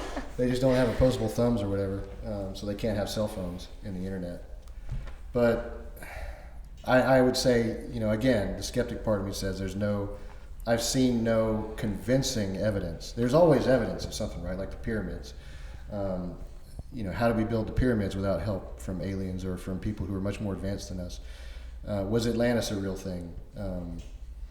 So I would say, aside from those stories, there's no evidence. So I don't believe, in my heart that there was. But I'm open to the possibility. Like if you said, again, just like the 9/11 thing, if somebody showed up and goes, aha, we found this buried, aircraft, where it must have only existed, so many million years ago, and here's this alien looking thing but we can trace its roots to some other animal here on the planet, and we have conclusive proof now that there was a civilization before ours, it was even more advanced than us, and I would say, that's pretty crazy. Now let's talk about this. And Nikki, anytime you have something you want to interject, interject. I'm just listening. You're our resident hottie. Yeah. Just stand there and be hot. Just be Okay. hot. When you Thanks. got something to interject, you're welcome. All right. Well, I want to know what you do, and a lot of it because we're influenced by conspiracy theories. I don't think we've talked about this specifically, but we grew up at a certain time especially in the late 80s and 90s when people started questioning everything because a lot of the official stories just fell apart for certain things, you know, and one of those things for me was JFK and my doubt about that whole story. But there are others that have proven to be real conspiracies that the government is to blame for. Oh, yeah. And we haven't talked a lot about those because we're into the more sensational ones. But I'm curious to know what you think about all these things as someone who's growing up now, or you know, who's I'm guessing Thinking at your about age, but what? you know, having been born, you know, sort of after that, or having been grown up sort of after that time period. Yeah. When we were young, impressionable minds, learning one thing in school and then immediately going out and seeing that, oh, a lot of the stuff that you're being told is not true or not real, or you need to question everything that you think you know. Right. So ancient civilizations, or Ancient civilizations. I mean, more advanced before humans, or maybe humans. That's a tricky topic because, you know, when we think about civilized, well, for one culture, civilized could be something totally barbaric to us, but that's civilized. Or what we do as our own culture, like, you know, whatever we do here in the United States could be completely different from them, but what we do is uncivilized. So, I mean, I don't really know if ours is the most civilized right now, because honestly, the technology that we use is more used to, like, I guess to help us in society become a little more lazy. Like phones, for example, back then phones, you know, that's just for calling, but now you can do anything on your phone, you know. And My I don't. phone has definitely made me more lazy. Yeah, well, right, but so I don't think it's a matter of being like more civilized, because I mean, yes, cultures do evolve, and yeah, we don't live in the woods, we don't live in tents, and you know, we wear more clothes, but I think it's a matter of culture. So you think there's a possibility that some ancient civilization could have been more advanced in a lot of other ways than us, say, except maybe didn't have cell phones? Well, possibly. You know, they probably built more things for themselves. I don't think, like, because it's really hard for me to like talk about this, but like, you know, cultures back then, everybody had to help work. They all had a part and they all had a role in doing something. They all built things together. They all worked together as teams. And I don't think people really do that as much anymore, because they just work and then they go home and then, you know. So I don't think, so I mean, I think every civilization was civilized in their own way, but I don't think they were, you know, more or less civilized than each other. Here's how I'm gonna interject here, because this is my number 2 favorite. So, and it falls right in line with the Anunnaki. I think that there have been many civilizations on the planet, and you can think of this in several different ways. Here's one of the things. Have you seen some of the stones of, like, for example, Sacsayhuaman? Have you seen some of the cuts in the stones and whatnot? All right. No. By the way, there's this speaker, I can't remember his name, but he talks very much like this, right? He talks, and he's a fascinating guy to listen to. He's very accomplished in the you know, forbidden archaeology and forbidden history world.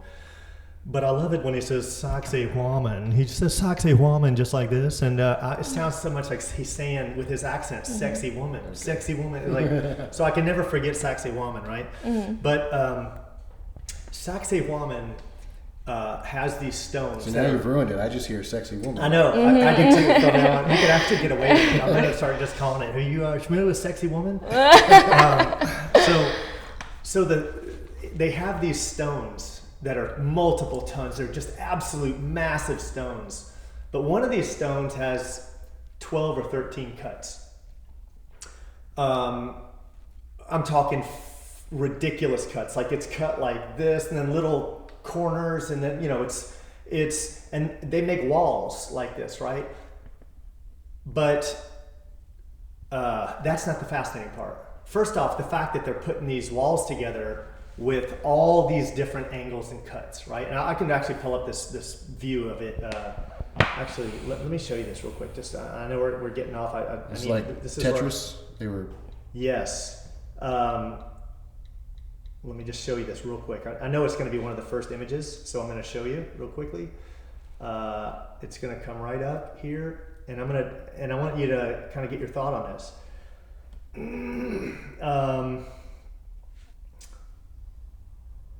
It's not the one I'm looking for, but I mean, if we look at this and you see see how they kind of tetrasize it, and see here, there are no two stones the same, right? And if you were to look at the more impressive ones here, but they've got they have one that has some, and there's just, it's huge. Saxe-Wallman is massive, but they've got some stones. Now, if you look at it, some of it's been added on with time. This is theory. Some of it's not that impressive, but the foundation, the real base of it, the heavy ones, there's no two stones the same. And the ones that have been redone, like what newer people have put on it, is they'll do 4 cuts, like a square, and then at the face of it, it'll line up pretty good.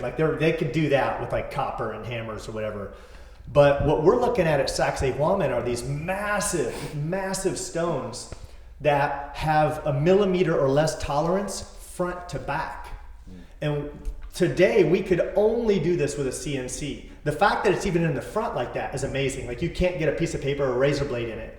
But then it meets 360 degrees of the stone. It meets that front and back. And when you think about that, and that they've made wall after wall after wall after wall, and no two are the same. It's let's say you had the technology and you said, okay, well, we figured out, well, you wouldn't do 13. You're really complicating your ability to put this together. And I can understand if you had a template and you were laying one down, but there's no one template. They're all different. So that right there, I don't think we could reproduce today. If you go research Saxe-Wallman, I don't think Elon Musk, with his unlimited funds, could produce the walls of Saxe-Wallman. I honestly believe that. I don't think it can be done.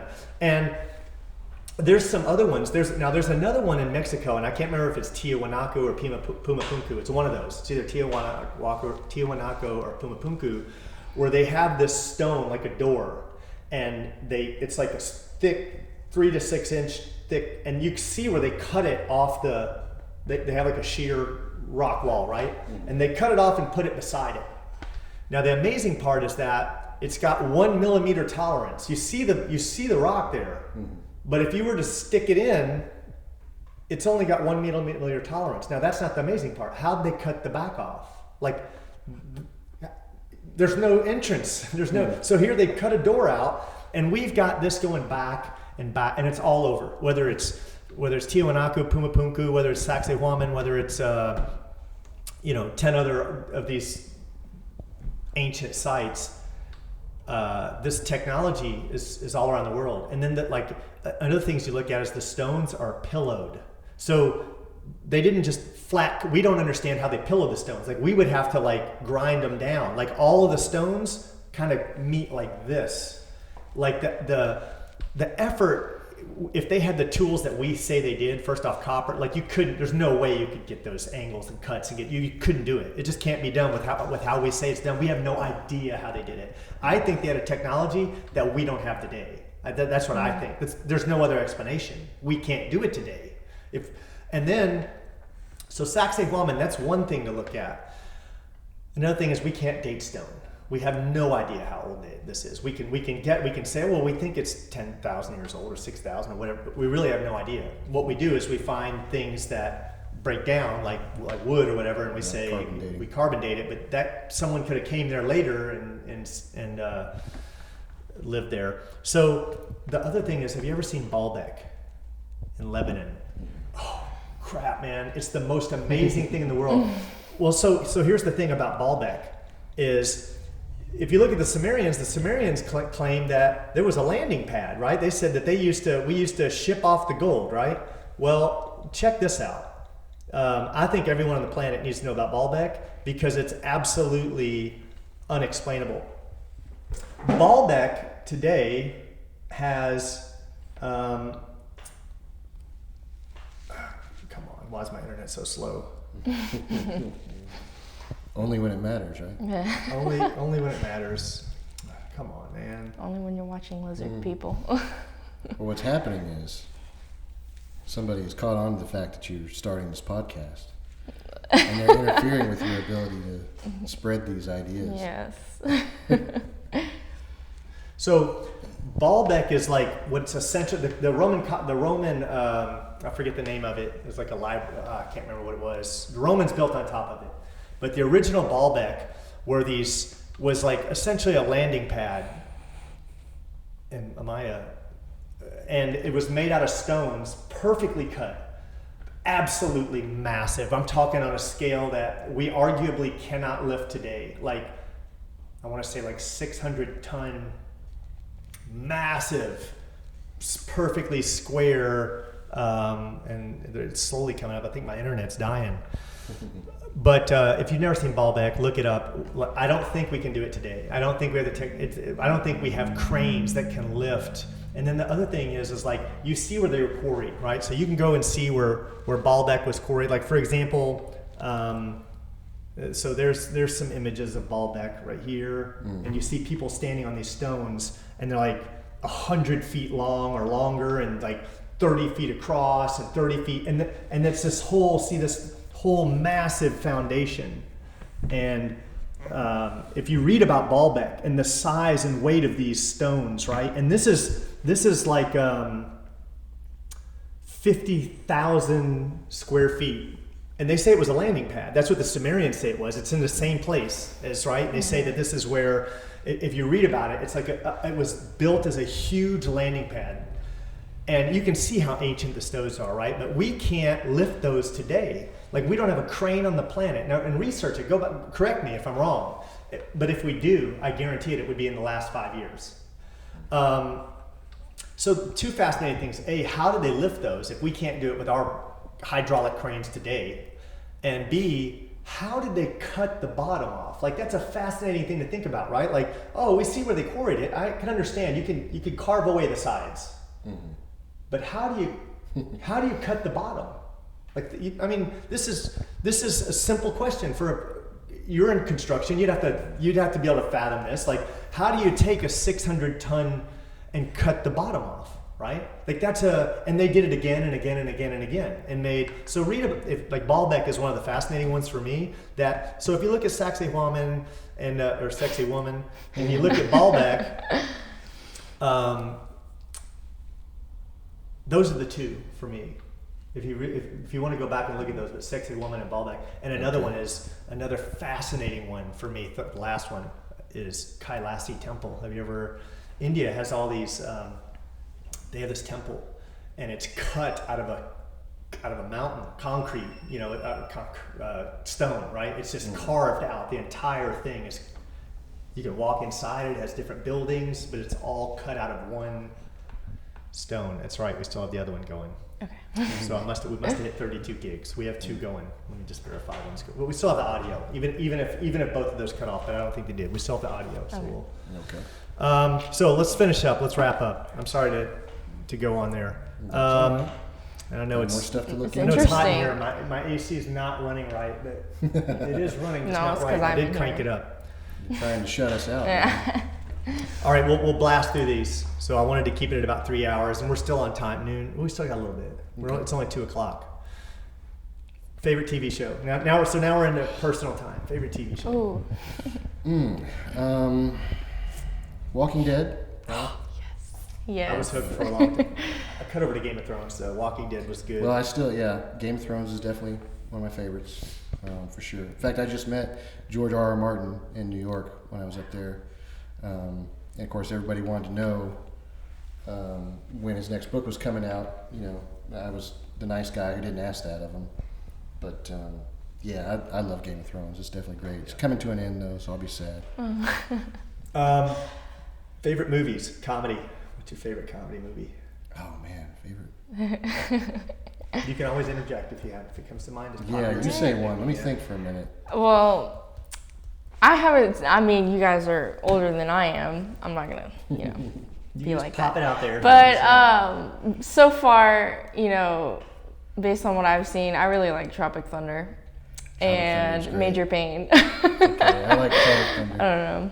I'd have to say, of all time, and it's really Ghostbusters. Oh, I love yeah, Ghostbusters. definitely It wasn't even that Ghostbusters. funny. I just think it's a fun movie to watch. I wouldn't have imagined It's that. fun. Yeah. It is Well, as a fun. kid, I loved it. I thought it was great. For And me, I still think it's funny. Clerks or anything by Kevin Smith. The dude's Yeah. absolutely Clerks. a genius with comedy. I actually Oh my passed out watching Jay and Silent Bob Strike Back. I was going through like a rough time with allergies, and I was wheezing all the time, and I laughed so hard at the very end when they find the guy and they beat him with the flower thing, the thing you water your flowers with. I laughed so hard at that I actually passed out and woke up. And Oh my I'd been god. out for like 10 seconds or whatever. Yeah. That Oh my last- God.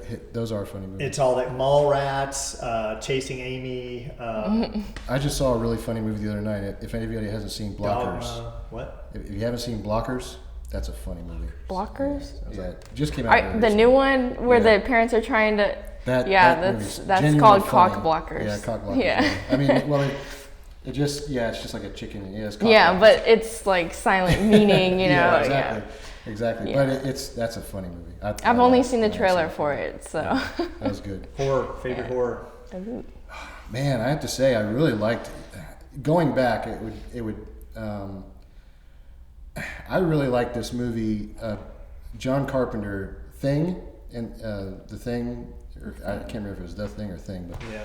And then that's probably one of my all-time favorites. And he did this one called Prince of Darkness that I really liked a lot. That a lot of people don't either haven't seen it or don't. That was really cool, and it gets into some of the stuff we were talking about with science, quantum mechanics, and it's basically sort of tries to fuse a little bit of religion and science together. And there's these college kids that are all like physics students and their professor get together in this church and come across this, basically end up pulling the devil across, into our realm or whatever.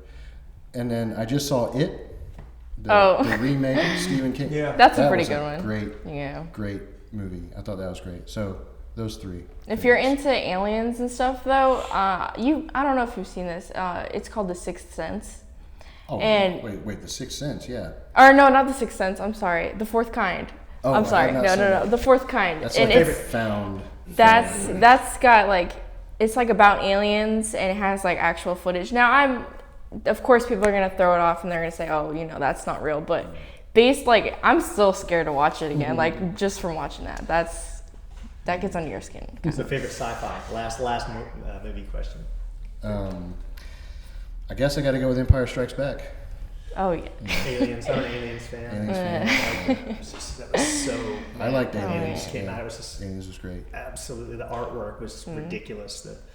Yeah, imagine the production of that movie. Yeah. That was incredible. Yeah. Favorite actor? That's a hard one. Yeah. It's hard. Not sure I had. That's one of the, I don't know. I don't really. Have I'd go with favorite actor. Denzel Washington. Denzel Personally. Washington. That dude. I like. I've Denzel not Washington. seen him make a movie and it just not resonate with me. He's like, whether it be John Q or whether it be just whatever it is, the dude's, it's real. It's like when I'm watching the movie, I'm like, man, there's others, but Denzel is actually probably one of my favorites. Favorite comedian? Man, I guess probably Jim Jeffries. Jim Jeffries. Yeah, I just watched his. He had a new one on Netflix that's really good. Yeah. Jim Jeffries. Favorite POTUS? Obama. Be serious? Yep. Leave. Yeah. Oh my God. Well, in my lifetime or in all of history? Never bring it back, Jason. in our lifetime or in all of history? In all of history. All of history. Probably Roosevelt, Franklin Delano Roosevelt. For what reason? Is there one main reason? Or is it just? No, and when I say favorite, it's not that everything he did was great or good or even like he was responsible or during his time was responsible for the internment of Japanese civilians, American citizens, which was a terrible thing. But the way he dealt with the way that his administrations dealt with the Great Depression and World War II, I think were puts him in that spot. I mean,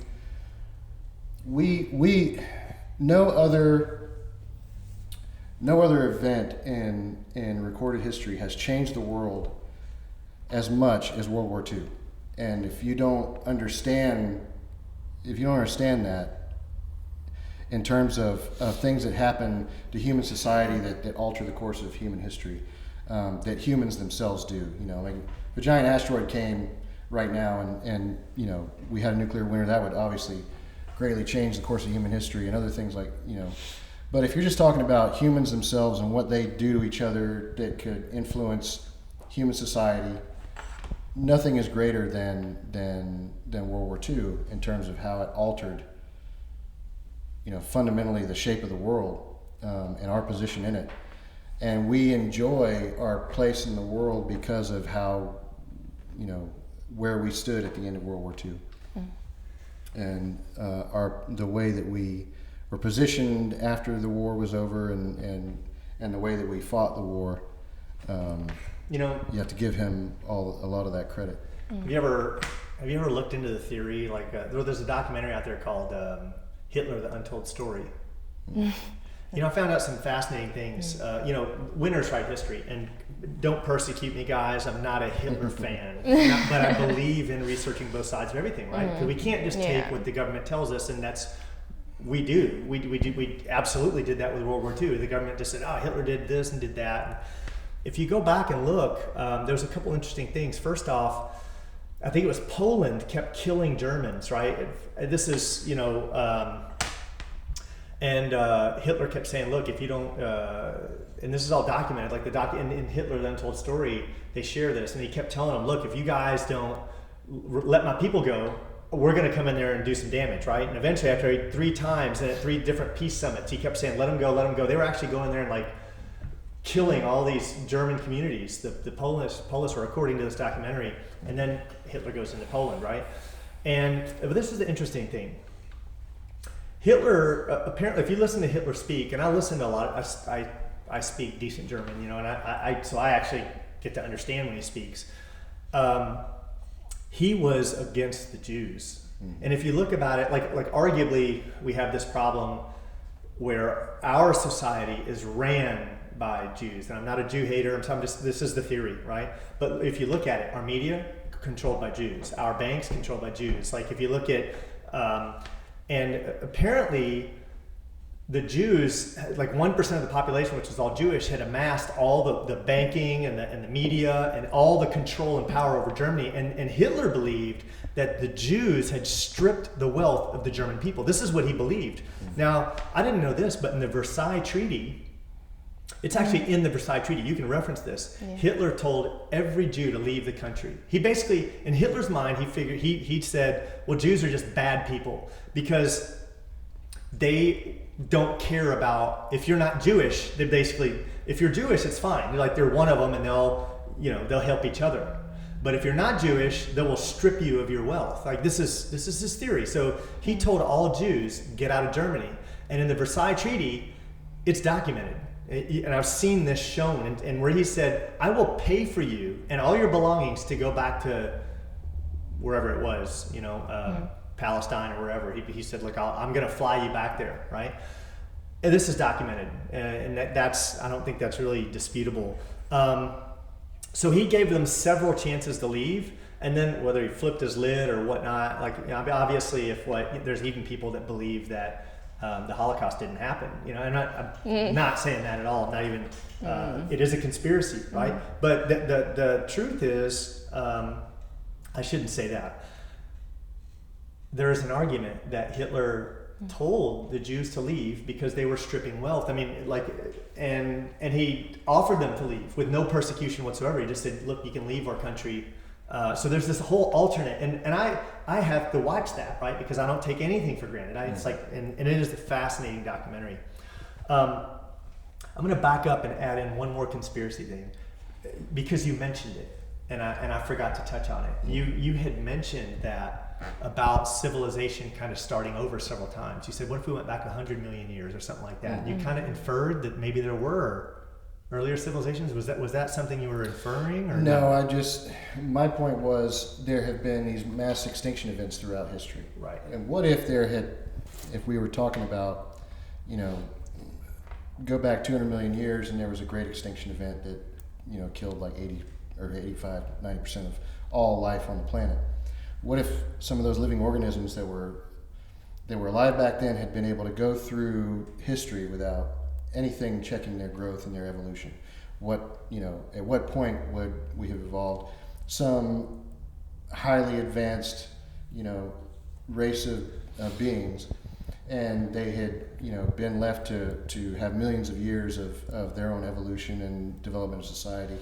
We come along very late in the game, and imagine how advanced a society would be if they had not had those great extinction events and they had been able to go even for, let's say it took them 100 million years to get to the point to where they could write or communicate with each other in some way. And that'd be 100 million more years of development of technological society, whereas ours just started very recently.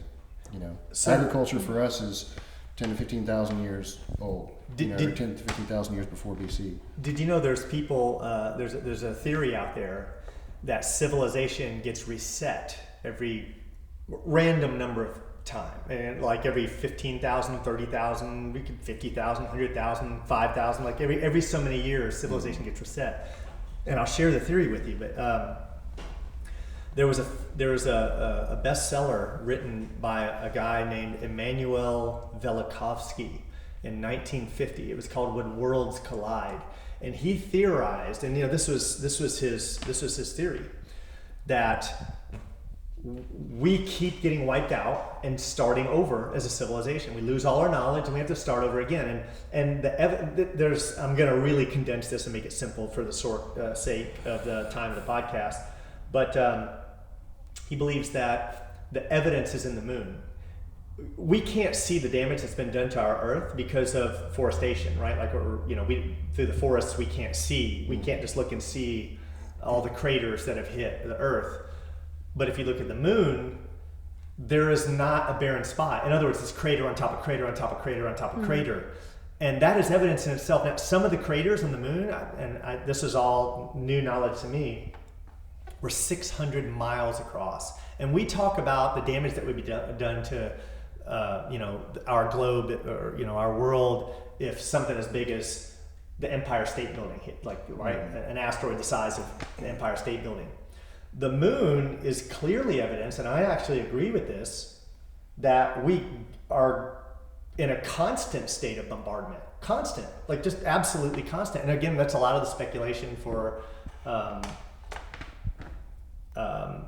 previous like flood theories and stuff like that. But if the moon were any representation of what the Earth is being hit with, which it should be, that's actually logical, then we've had mass extinction events again and again and again and again and again. And then that leads you to believe, because I saw a really interesting talk about,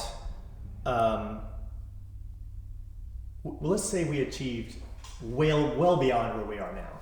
And let's say it was 50,000 years ago. Let's say we were like well evolved. We had technologies we couldn't even think of, right? Let's just look at today.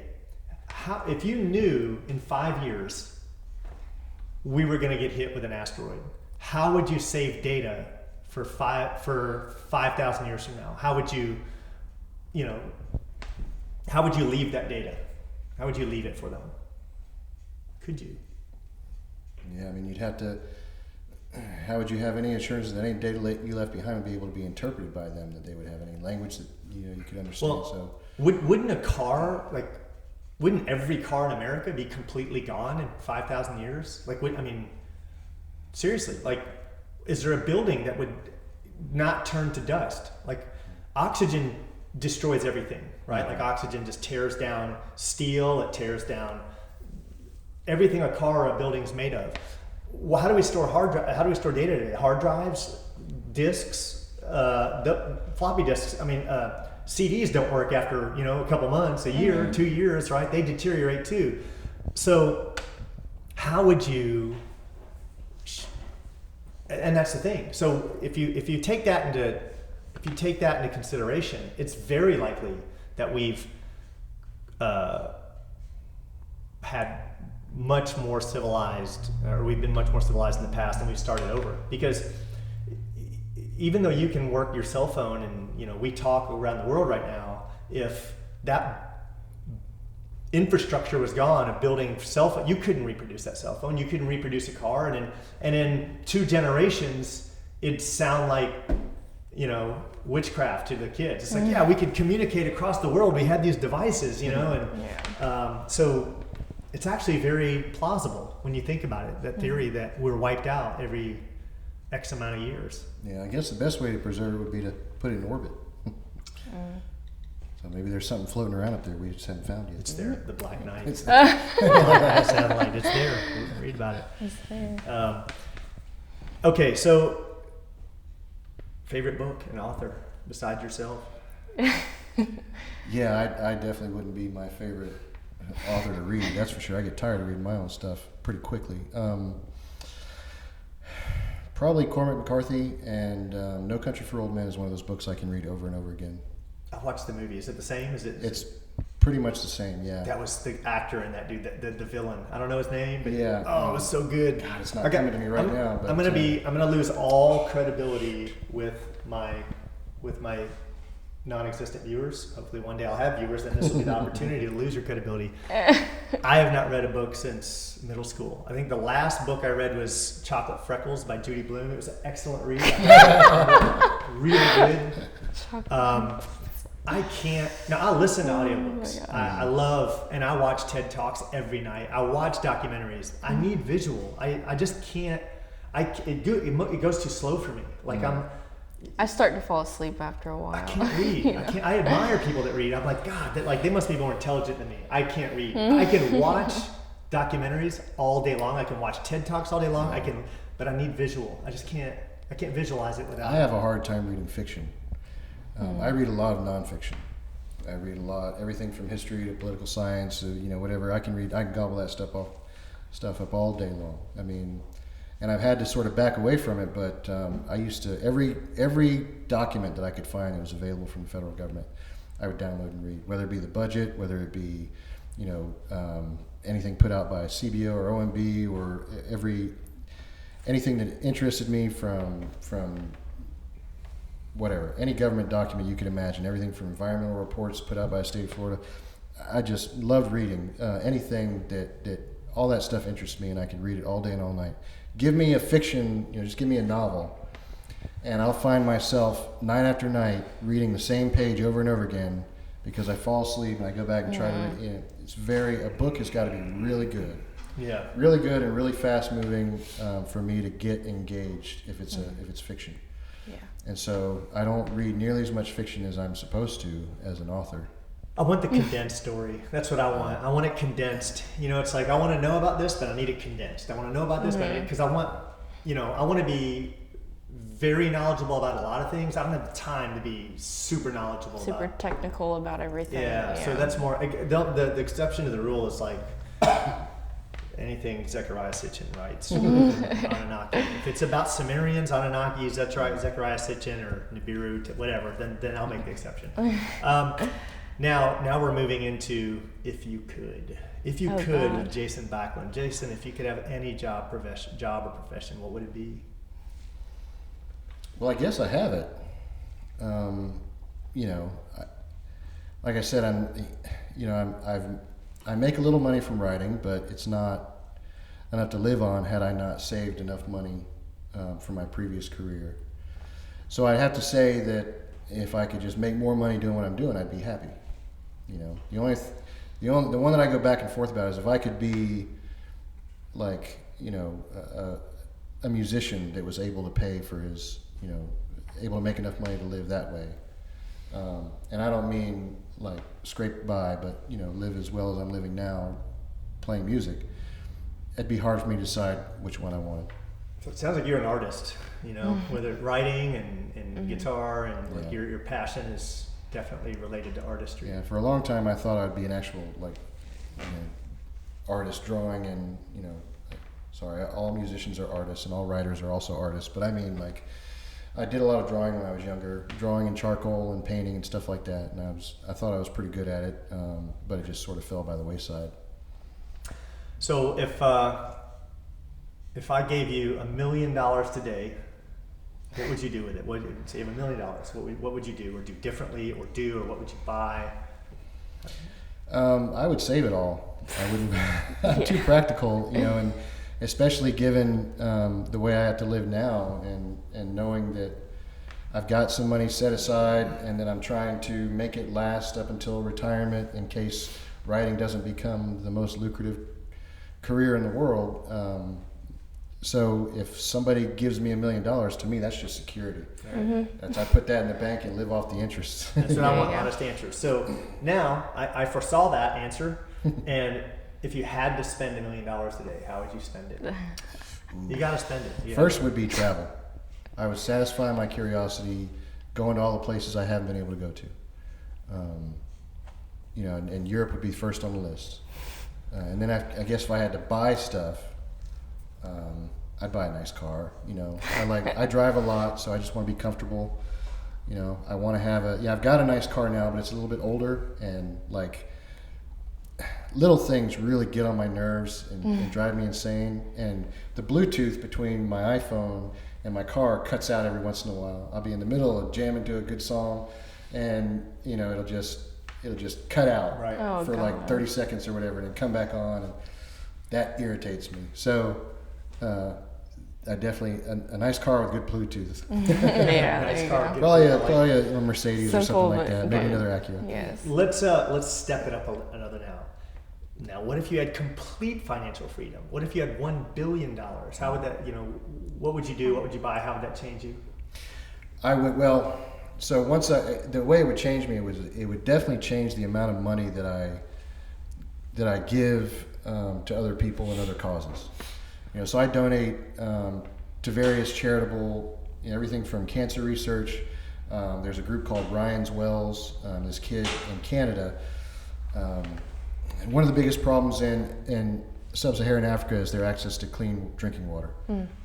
And this kid, basically from Canada, he's not a kid anymore because he's been doing this for a while, but he went over there and took some equipment and basically has a program where they teach the locals how to drill for potable drinking water.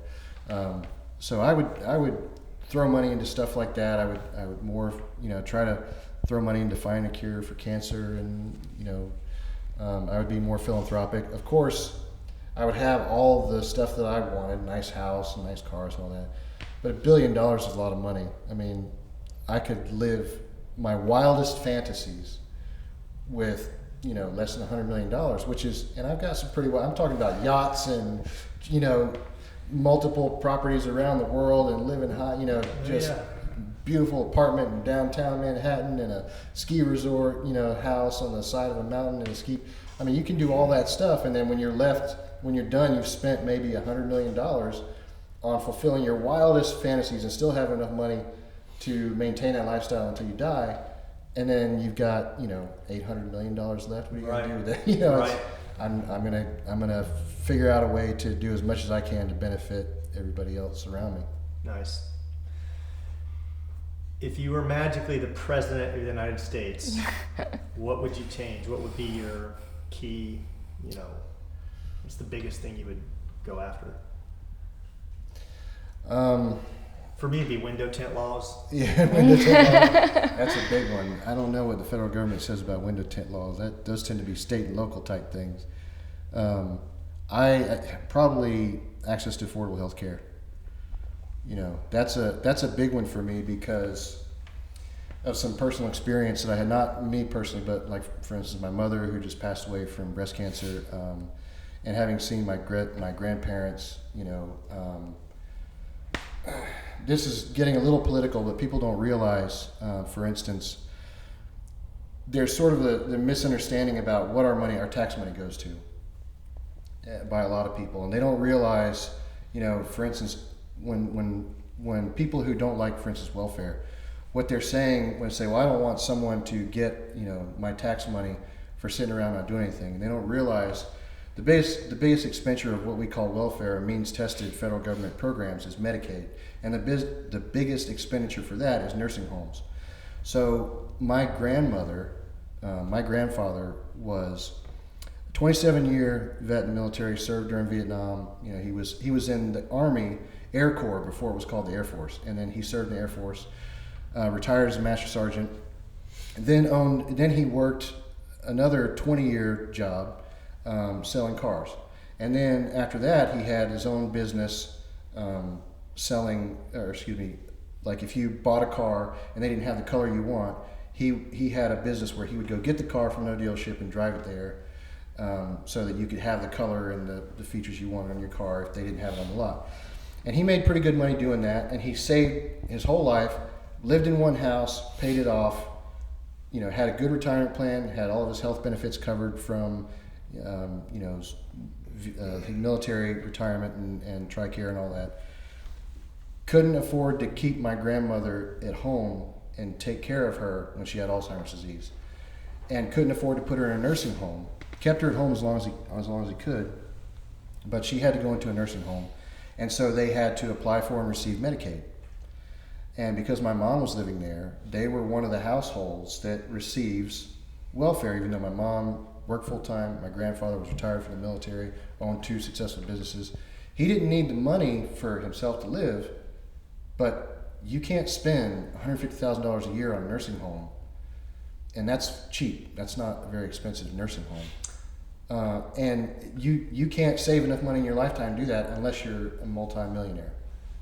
So that's why it amazes me that you chose Obama as your favorite president. I mean, his legacy is Obama healthcare, which was supposed to make it's the Affordable Healthcare Act, right? Yeah. And yet he left us with the most expensive. I now have the most expensive, somewhere between double and triple what it used to be, and it covers less. I have a higher bill. It's that's his legacy. To me, that's his number one legacy. Yeah. So I spent a lot of time researching this, and this is one of those where I want to be careful not to get into a lot of fights. But first off, Obama didn't get what he wanted. I mean, he wanted a public option, basically a government-run insurance plan that would compete with the competitive, private market. He didn't get that. So the only socialized part of medicine that he wanted, what he campaigned on, he couldn't get because people don't realize that there are a lot of conservatives out there, even among Democrats, that just wouldn't buy a government-run healthcare plan. They did expand Medicaid and Medicare for states that wanted to opt into Medicaid expansion. Florida's not one of those. So it's hard for you to get affordable healthcare here in Florida. But also, the plan that they did come up with, what we call Obamacare, was sabotaged from the beginning. So it's never been funded adequately the way it's supposed to. And the biggest problem with it was that the tax penalty for not participating in the plan was too low. So if you're looking at having to pay... So you agree with that? I mean, here's someone who can't afford health insurance, and then you're going to penalize them for not being able to afford it. Well, so that's the thing. If the plan was funded as it was supposed to be, you would have qualified for funding to offset that. So you could have gotten in the pool to collect a tax break, for instance, and you could have taken that out of your taxes if you would have had a plan, if you would have been part of a plan. But the premiums among those plans went up so much because not enough people were participating. So the only way to get people to participate is to make the penalty worse. Now, I wasn't a fan of that plan. I'm more of a fan of say a single player program. But we were nowhere near getting that. So what we got, if we would have followed through on it and tried to fix it, was better than what we had before. And I can say that with a lot of confidence because my mother would not have had health insurance had she not had Obamacare. Now, again, it was sabotaged from the very beginning. So, yeah, it's not fair. It doesn't seem fair to penalize, but that's in absence of any other type of. You're going, when that plan came up, when Obamacare first came up, it was proposed by the Heritage Foundation back in the early '90s, and the Heritage Foundation is as conservative as they get, and this was a free market solution to, or in opposition of what Hillary Clinton and Bill Clinton were proposing. Their universal health care scheme would have been a huge, very complicated, difficult to understand system that I've read about many, many times for no reason because it's gone now. But I still read about it, trying to understand what the hell they were trying to do. And this plan came up in opposition to that. Force everybody to buy insurance, and the rationale is because everybody's going to need health care. You don't have a choice. If you live long enough, you're going to end up in a hospital. You're going to end up needing health care. So force everyone to get into that program. And that was, by the way, what the insurance companies want. Why not just take it out of taxes like Europe does? Well, that's what we would all love, but nobody would. There was not enough stomach in the 90s to do that. Wasn't enough when Obama was in office, and there's still, even though everybody has seen the failures of the system before, and now that we're, the country's, everybody's sort of sabotaging, everybody that's in power now is sabotaging Obamacare. And by the way, this is another thing that a lot of people don't get, and I hate to, destroy a lot of people's preconceptions, but everybody talks about how, well, I had health insurance before and my premiums went through the roof. Well, this is one of those things that's easily researchable. Premiums, even among people who are not in the Obamacare exchanges, went up more during the Bush years than they did during the Obama years. Of course, they continue to go up, and deductibles became a thing. But you were better off under Obamacare until it became sabotaged than you were before. The only difference is Obama told a mistruth. Everyone said that he lied, and maybe he didn't know what was going to happen, but he said you could keep your doctor, you could keep your plan. That turned out to not be true. And I think it was just because he didn't realize what he was getting himself into. He said that before the law was even written. And it turned out to be, and then they stuck by it, and it turned out to be a lie. So I don't give him credit for that, for saying that. But that's one of the biggest problems that we have. The first thing that I would do as president is tell the truth whether I got anything done or not. Mm-hmm. Because the biggest problem is nobody wants to hear the truth. Mm-hmm. Here's the facts. Regardless of a government program, people say, well, environmental regulations, for instance, they cause a lot of problems with business. So then people say, oh no, you can, people who are in favor of environmental regulations will say, you can have this program and have your cake and eat it too. It won't hurt business. It won't, the costs are minimal to business and the benefit to the environment is so great. And what they need to say is, yeah, some people are going to lose jobs because companies are going to have to spend, so like if we say that we got to restrict what coal does to the environment, stripping mountains in Kentucky and West Virginia and Tennessee, and that process is so damaging to the environment in that area that we need to stop it. We can retrain people and we can give them other jobs. The fact is there are some people that can't be retrained to do other jobs in their areas without picking up and moving a few hundred miles somewhere else. They're not going to get another job, and even then they might not get another job if they do that. There's a cost. There's a cost to every good thing that we do. Yeah. And we're not able to talk about that on either side of the aisle. We have, the Second Amendment is one I'm very strongly, I think very strongly about. I have very strong opinions about the Second Amendment, and I'm what you would call a gun-toting liberal. But that comes with a cost. People get shot and killed every day. And would it be better if the gun had been disinvented, if we never had guns? If we'd never gotten to the point to where there are more guns in this country than people? Maybe. But that comes with a cost too. So I guess the first thing I would change is I would tell the truth regardless of whether or not I got anything done. Mm-hmm. If you could travel back in time and change one thing in history, what would it be? What would you change?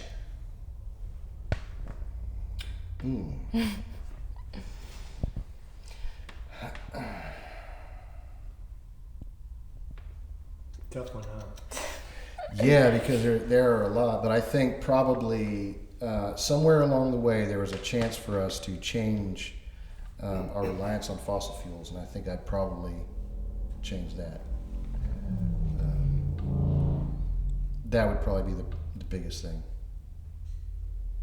Yeah, I don't even know what that would be. Honestly, like if I could go back in time, I don't know. I'm not sure. I have to get going. I don't either.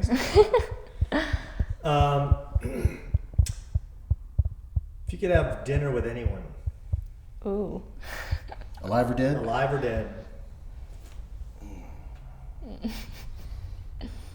Oh, man, that's another tough one. I don't know. As a fan, I'd have to say, I'd want to have dinner with Roger Waters, pick his brain about writing music and all that stuff. But beyond that, I have to go back and say maybe Albert Einstein, somebody like that. Yeah. Just to sit with that guy and sort of pick his brain. And not and see understand how it works. anything he said. Just Definitely. Just kind of sit there and listen. Right. All right. Random. Here's my random question. It's another one of my passions. Will cryptocurrency change the world, or is it just a fad? So, my understanding about cryptocurrency is that it's very energy intensive because so many computers around the world have to sort of verify the validity of every single transaction that ever happens. That if we replaced, say, the US dollar with cryptocurrency, there's not enough energy being made in the world to account for all those transactions. If they found a better way to do that, yeah, I think it really could. And it may still change the world. It may sort of be on the fringes for most people, but I think it's already changed the world to a certain extent, and I think it will continue to grow and do so. It may never be the sort of become the default. The dream would be that it would become the default currency that we would all use. But I don't know that that's likely. Unless something changes, especially if the energy intensity doesn't change. Yeah, they've got other. So Bitcoin is, I guess they don't have plans to really yet, or haven't fixed that problem. But there's a lot of competitors. For example, EOS is that's the one that's kind of really creeping up to take over, and they fixed that problem. It's like uses virtually nothing. Yeah. And they do that with something called master nodes, so that all the PCs in the world aren't competing. Now it's just like 21 PCs, which is like nothing. Yeah. So yeah, I think it's going to change the world. I think the world's going to go crypto. I think it's got some strong advantages. So now in our closing chapter, which are all BJJ / so it's coming back to the name, Jiu-Jitsu and Coffee. What arts have you studied? What are you ranked in? I began studying martial arts. Dad took me to like Taekwondo and stuff like that when I was a little kid, karate, and then I got hooked on ninja movies and all that. So at a very early age, I wanted to start training martial arts. But I met my teacher, who would become my sort of main martial arts teacher when I was a kid. And he taught a style called Matsubara Kei Bujutsu. And Matsubara Kei means the Matsubara family martial arts. And they were essentially an old samurai family that had, a bunch of, they actually were in scrolls, just like a lot of traditional Japanese martial arts are. By the way, Judo, Aikido, things like that are not traditional Japanese martial arts. They're brand new martial arts, relatively speaking. The traditional martial arts are what are called Kodyu, or they're sort of recordings of the way samurai fought, and they record each level on scrolls or whatever. And so that was actually how we learned. We learned these techniques. They didn't open up scrolls every class, but they had them all on a board, and you'd learn each individual technique. And it's sort of a recording of the history of the samurai and how this particular family used their art. That was what I started studying, and it was Jujitsu and Taijutsu and Atemi no Jutsu. So Jujitsu is we all know what Jujitsu means, right? The art of gentleness or whatever, which descended from these techniques called Yawata. Yawata is the same character as Ju, but Japanese has more than one pronunciation for every word. No need to go into that anyway. So that's what I started studying, and then and once I got old enough, Kenjutsu under the same style. And then when I was about 12 years old, I got into judo. And then I met a girl when I was about 14, 15 that I really liked, and so she got me into Aikido under the same teacher, the person who owned our dojo. So I got my black belt in judo when I was 19. I got my dan ranking in Aikido when I was 18. But I really trained hardest in Matsubara Kei, and I liked Atemi no Jutsu, which literally means the art of hitting people. And that was my favorite thing. And the Jiu-Jitsu, much more different than what we do in Brazilian Jiu-Jitsu, was very self-defense oriented. your hand is grabbed, your gi is grabbed, and it's how we start out in BJJ classes with you grabbed and then the arm twisting into what was called wakare gatame and all those. Those are the types of techniques that we did a lot of, and I was never I learned them all. I learned them all really well, and they later on when I started working in on weekends as a bodyguard, they came in really handy at certain points. But I spent most of my time striking, and I got into kickboxing, and that was sort of, I guess as a kid, I wanted to be Jean-Claude Van Damme or whatever. He seemed to be the coolest guy out there at the time. And I really sort of excelled at kickboxing. That was where I sort of cut my teeth in competitive martial arts. That and judo, and I had a pretty good judo record, although I had to pick between the two. So I gave up in judo when I was 19, when I could really, as an adult, start competing in kickboxing. Yeah. All right, so I think that answered a couple questions. So how long have you been training since you were a kid, since you were really young, and what's your lineage? How do you formally answer that? What's your lineage? How do you claim that today? Yeah, so, in Matsubara-ke, I was a step away from, so the head of that style was Matsubara Isao at the time. He was the head of the family, and he still lived in Japan, but a student that had been an uchideshi or a live-in student with them since he was 11 years old was my teacher, a man by the name of Yamagata Takashi. And Yamagata sensei was my teacher, and he liked to think of, I sort of mentioned how traditional Japanese martial arts are done like a recording of history. There's no competition in them. There's so many techniques that you have to learn that there's no time to do anything other than just practice the kata, or the traditional way of doing the techniques. And sensei said he wanted to be able to train with the sword like as if you were still wearing the sword in the street, ready to get into a sword fight. He wanted to be able to do that, and he wanted to teach a sort of slimmed down version of Matsubara-ke and a few other styles that he'd studied along the way, Kashima Shinryu and Jiki Shinkageryu and a couple others. And he took all that and he wanted to make a style out of it.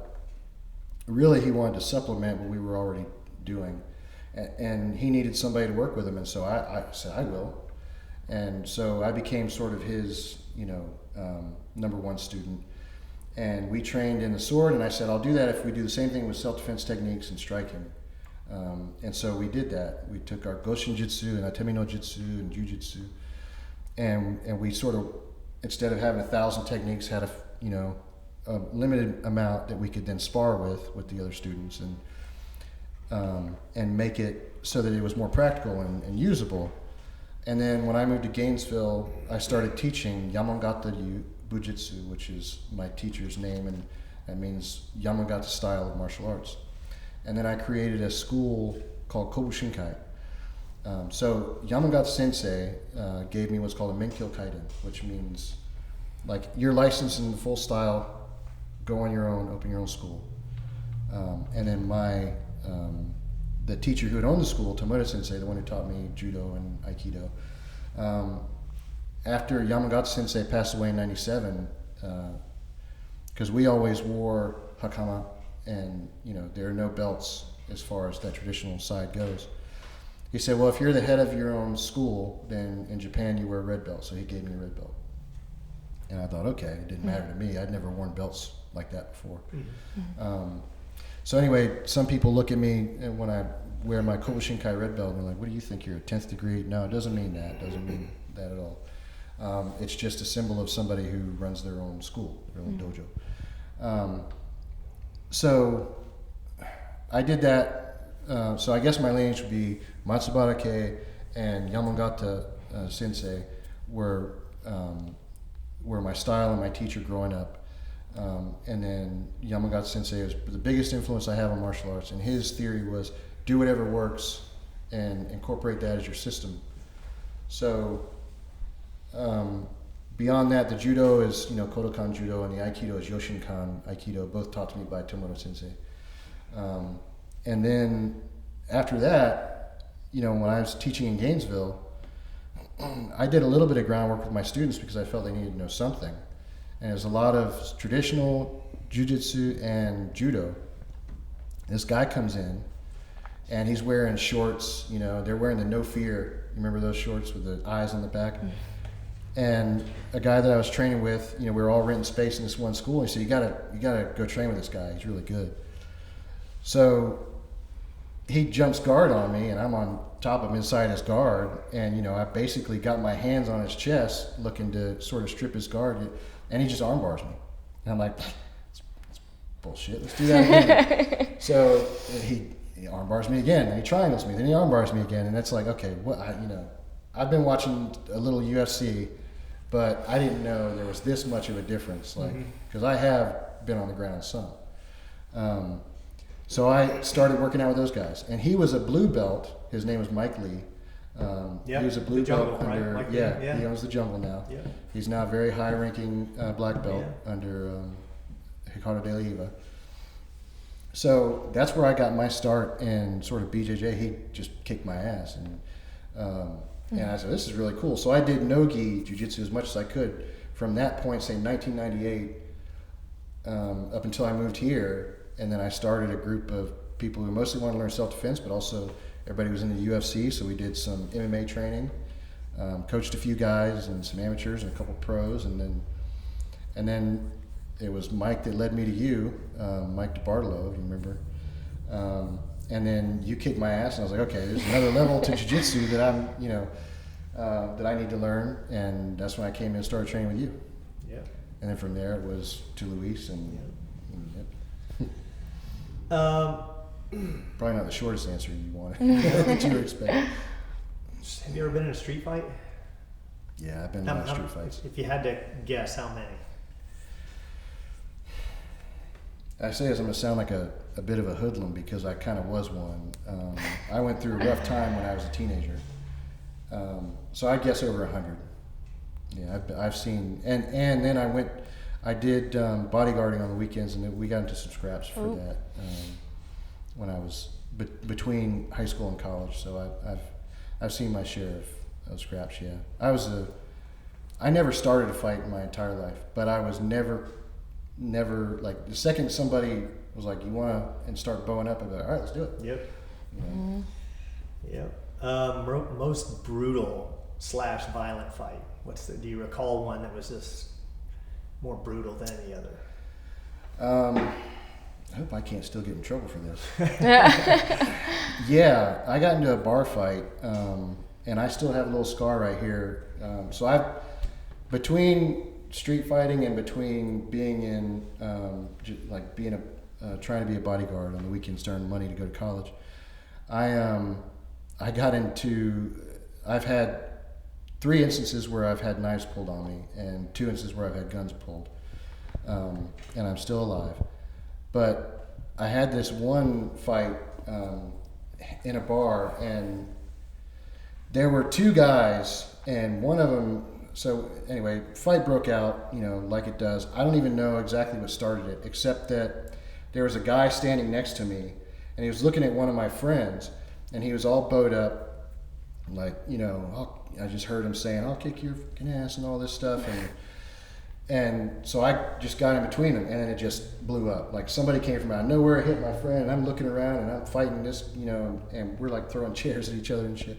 So won that portion of it, but as I'm looking, like sort of looking over here, I see this guy come, and he just kind of goes like this, and I thought, seriously, that was the weakest punch I've ever seen anybody throw, and I just sort of almost laughed at him. But it wasn't until kind of after that, and he backed up, and I noticed he had a knife in his hand, and so I had to get the knife away, and I've got a little scar because when he went like that, he was trying to cut me, and he just happened to just nick me right there. I mean, a quarter of an inch, maybe less, an eighth of an inch, and I would probably lost my eye. I mean, it was that close. It's right there. That was a scary one, and I ended up sticking that knife in his leg.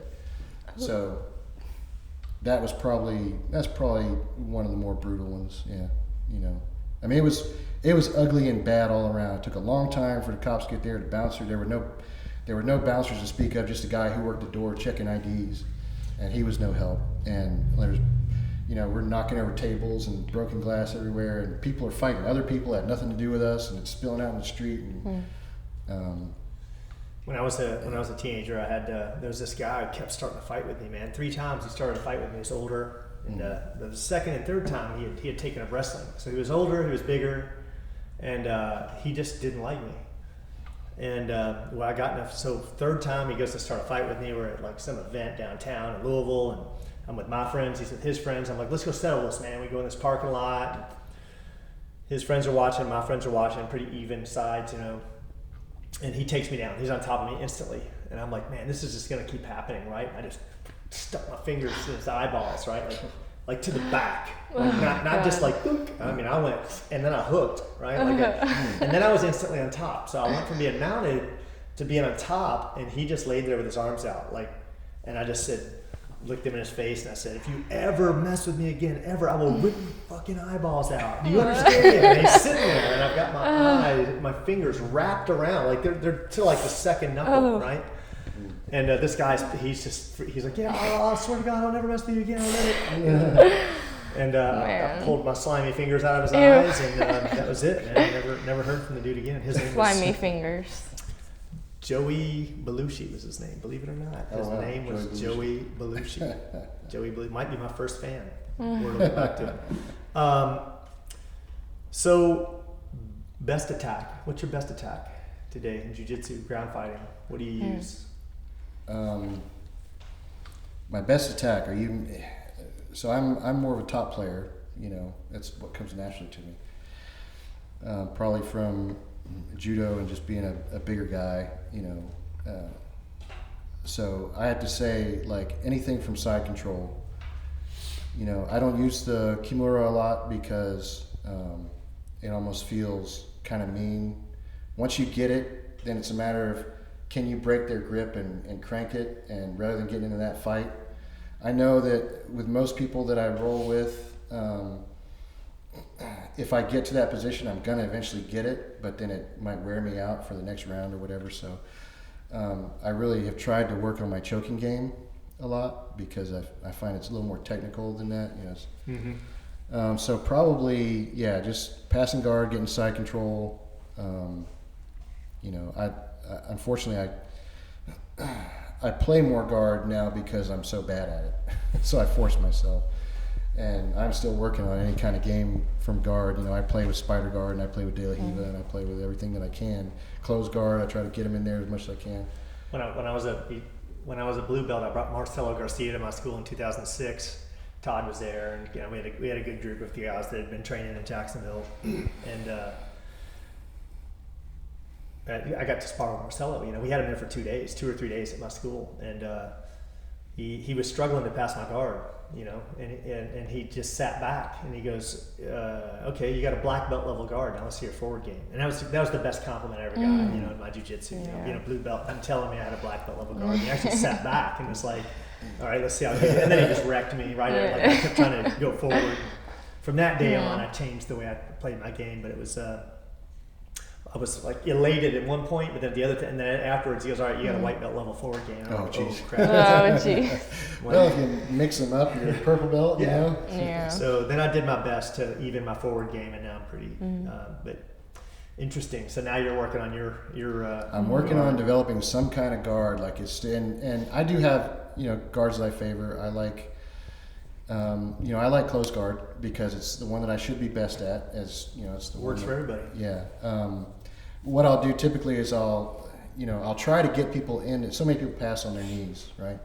Pass from rather than standing. If someone's standing, the first thing I'll do is I'll grab De La Riva, and then I'll see what I can get from there. You know, I'm learning to play with X guard a little bit, and that's shown me some success. Every once in a while I'll screw it up and then end up in a bad, especially when I'm tired. Like the thing that my guard really falls apart when I get tired, because you have to be so much more mobile on bottom than on top. Yeah. Like moving my big butt across the mat is so much harder for somebody my size to have a really good guard. But once I get into close guard, then I'll sort of pick and choose what I want to do. If I can get somebody into close guard, then that's like my breathing space, and I can start figuring out. You know, a lot of times I'll go to spider on bigger guys because the leverage is so much better. Or if they're these guys that will tighten up, you know, and hold their arms really close and not let you pull it. Then I start working to take the back, arm dragging them, or just pushing them aside and taking them back, which works really well. So those are my guard attacks. So leg attacks. Do you train with leg locks? Do you like them? You know, what's the A lot less than I used to. I love them all. I love. I mean, I'll tell you a quick story. So, and the first time that I went to Luis's school to check it out, the first person that I rolled with after we did the class and it was time to roll, first person I rolled with was John Miles. And you know, John is he's a great guy, black belt now. And I love training with John. He's just incredible technically. And I got into side control, and he started bringing his knee in, you know, to replace, and I wrapped up his ankle and laid back into an inside heel hook. And as soon as I took it, you know, he tapped out really fast. He's like, "We don't do heel hooks in here." And I was like, what do you mean? So, you know, I've come to understand, you know, the IBJJF rules, and there's a lot of concern with heel hooks in general, but also reaping the knee and everything that goes along with that. So I really stayed away from the legs for a long time. I'm getting back into knee bars and toe holds and stuff and straight, you know, foot locks and things that we can all agree are safe under the rules. And then I've also started rolling with some other guys who are just like, every chance they get, they want to heel hook you. So what I'm doing with them is trying to beat them without the heel hook so they can see that, you know, you're missing a part of your game here. But I love leg locks. I love them. I love them all. I love heel hooks and I love, you know, the leg laces and the toe holds and the compression, you know, when the knee bar fails and you try to spin out and you grab the calf crusher or whatever. I love it all. Yeah. Yeah, I just think that it creates a 360 degrees attack. Like you can use the legs to set up, you know, taking the back, or from the back you can get to the legs, you can get to the truck, the twister. There's so much there when you incorporate the legs. Yeah. The truck and the twister setup thing, you know, I played with that a little bit long time ago. That's probably where my game needs to go next in terms of leg locks. Learning that aspect of it, that rolling, catching the, you know, that it's one of those things that looks so complicated but slick on video. You really have to drill that, I think, before it becomes part of your game over and over again, and I haven't done that yet. So favorite MMA fighter? It would have to be Fedor Emelianenko, just all time. Yeah. The guy just in his prime, the guy just destroyed people. And imagine how good he would be in the weight class where he belongs. Yeah. You know, he could have easily been a light heavyweight. Yeah. And I think he would have just owned, whether it's Pride, UFC, wherever he wanted to go, he would have owned anyone in that weight class. He just went up against some giants, and then, you know, once you start losing and you're getting older, and it's a tie between him and George St. Pierre. Oh man, yes. I say George St. Pierre because I'm sorry, I love George St. Pierre. I believe that you should never have there are some people who believe you should get really good at one aspect of the game. And there's some people who believe that if you're good enough in that aspect of the game, you can use that to win. My take on that is there's always going to be somebody better at that one aspect. You know, no matter how good of a wrestler you are, somebody's going to come along that'll out-wrestle your ass. Yeah. Or can stuff your wrestling game and beat you somewhere else. All right, like Chuck Liddell beating Randy Couture, you know, because Randy Couture couldn't take him down. That kind of thing. If that's going back quite a few years, I guess. But George St. Pierre has no holes in his game. He's great, and I don't mean good. He's great at every aspect of the game. His jiu-jitsu solid. His wrestling is unreal. His striking is excellent. And sometimes he puts on boring fights, or he did in the past, you know, when he was protecting his championship.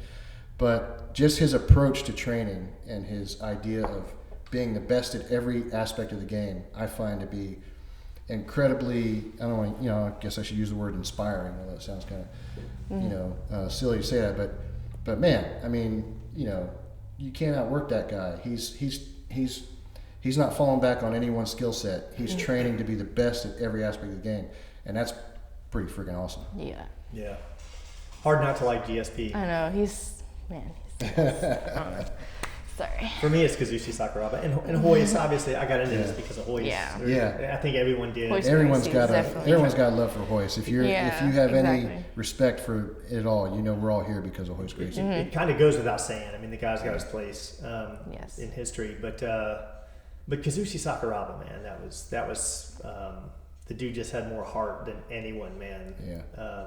He's got some great highlight videos out there that kind of just showcase the heart he had, and some crazy training videos. His videos he's something else. Yeah, he's out there. I would hate to be one of his training partners when he demonstrates. He taps them and makes them hurt over and again. Most influential BJJ practitioner. Well, I gotta say, we train with a legend, and I love. You edit this part out later so I don't sound like a suck up. Luis is his game is so fundamental, and it's and he knows all the De La Riva stuff and the spider guard and all that, and he teaches you how to get around it. But his he'll show you stuff that just is like, I've been doing that wrong for 10 years now, and so he's definitely, aside from, and look who he's training with. I guess I'd have to say Hicks and Gracie. If I'm leaving our instructors out, but Luis is a legend and he deserves that. Yeah. But probably Hicks and Gracie, which is right in our lineage along being under Luis. And I just watched a video of him the other day, a little quick Facebook video about him talking about posture in the guard. To me that is when the game seems to be going so dynamic and so almost gymnastic at certain points, you know what I mean? Mm-hmm. With the different stuff going on between, learning how to bolo somebody or rolling through around and getting the truck or whatever, all these things that become so complicated, and these guys are doing what they do with just solid fundamentals. And as I get older and I see myself not being able to do some of the new aspects of the game, for whatever reason, just because my body can't handle doing some of the stuff, it really helps me to know that there's still growth just by analyzing some of the old school stuff and getting better at the things that I've been doing that I could be doing better. Stuff I've been doing for years. All right, final question, and maybe we'll add 10 or 15 minutes kind of free talk. Worst role, who's destroyed you worse than anyone? Like who just absolutely destroyed you? Pedro, there's no doubt. I hate to say it, because I measure my growth as a jiu-jitsu person, honestly, by how long I can survive. Exactly. With Pedro, without being to end. That is exactly how edit this out too, because I already give the guy enough credit. I call him, I don't know if he likes it, I don't think he does like it, but I call him the rapist, right? I call him Pedro the rapist because if you roll with him, you're getting raped. He is going to absolutely take everything from you. Yeah. Well, when I was, so, obviously I used, for everybody who's watching this who doesn't know, I used to train with you, and we had some good. Obviously, you're the better jiu-jitsu person. You were back then. You are now, and you beat me more times than not. But I had a few good matches with you, and I felt like we had a good time rolling together. And I learned a ton from you, especially just some fundamental things that just took me from being a judo guy to a jiu-jitsu guy, a real BJJ person. You shaped a lot of my game early on, and it was heartbreaking when it just got to where I couldn't keep coming to your class because it's just too far, and especially because I was working full time back then. Now I've moved even further away. Back then it was, I'd leave the house at 6 and get home at 11. Yeah. It was just too much of my, the travel time and all that.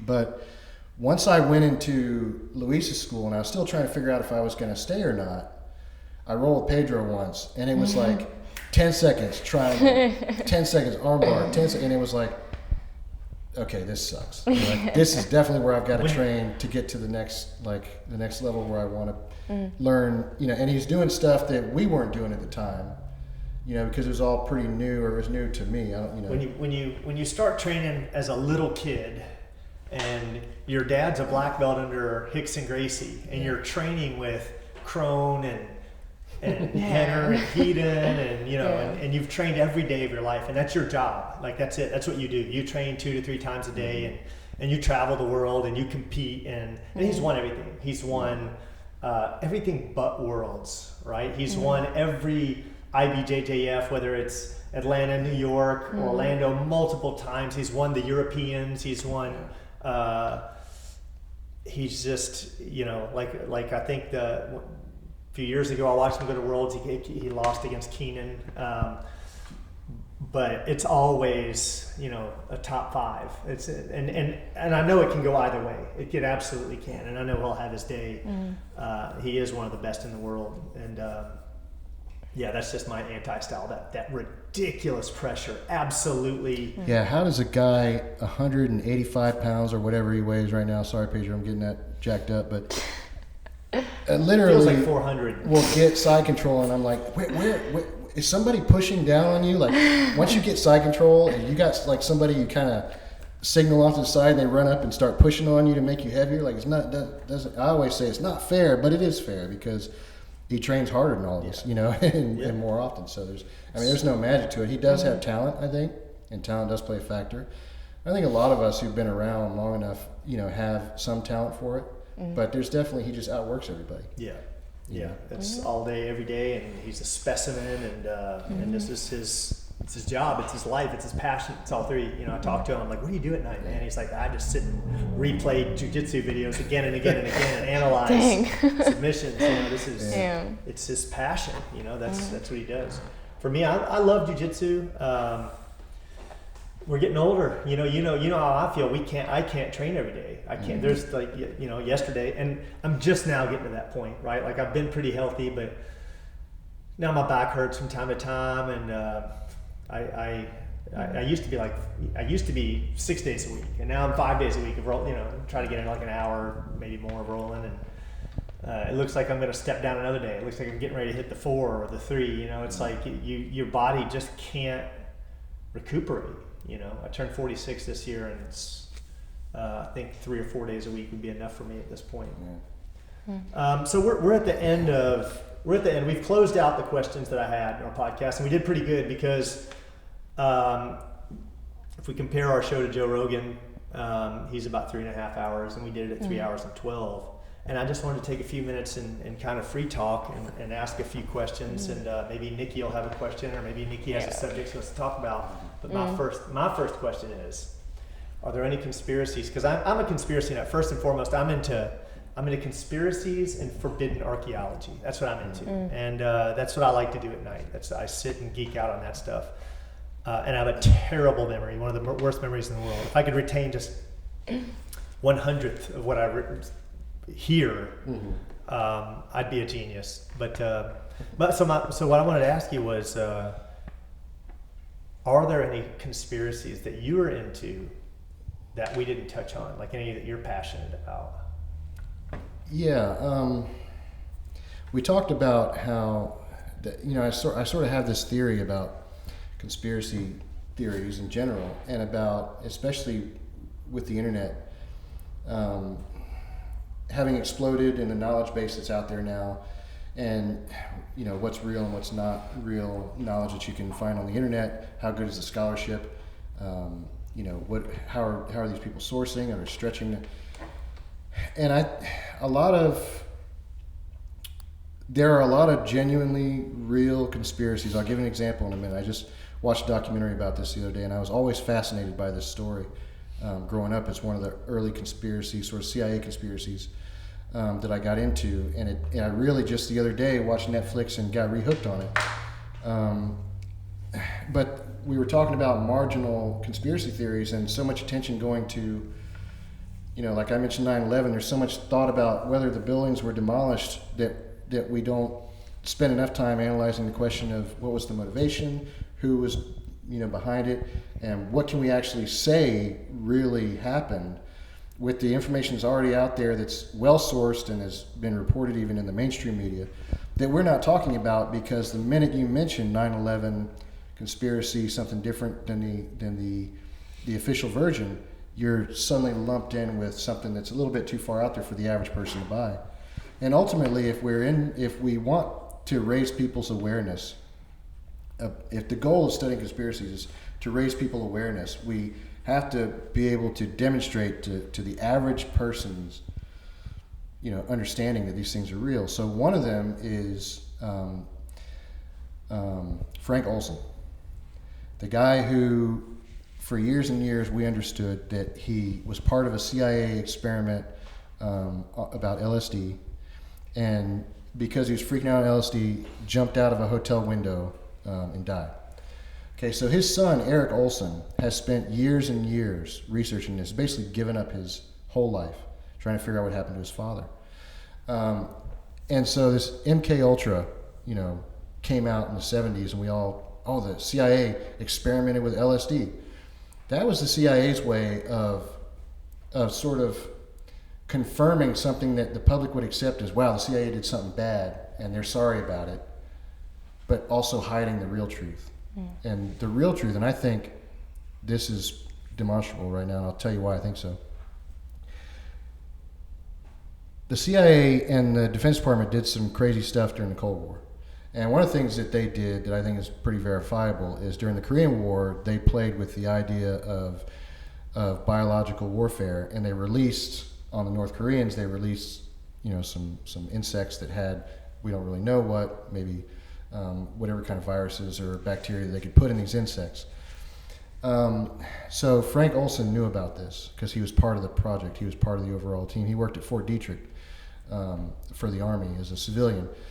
And then he also was part of sort of psychological experimentation and how you would distress people that you wanted to interview to try to get information, interrogation.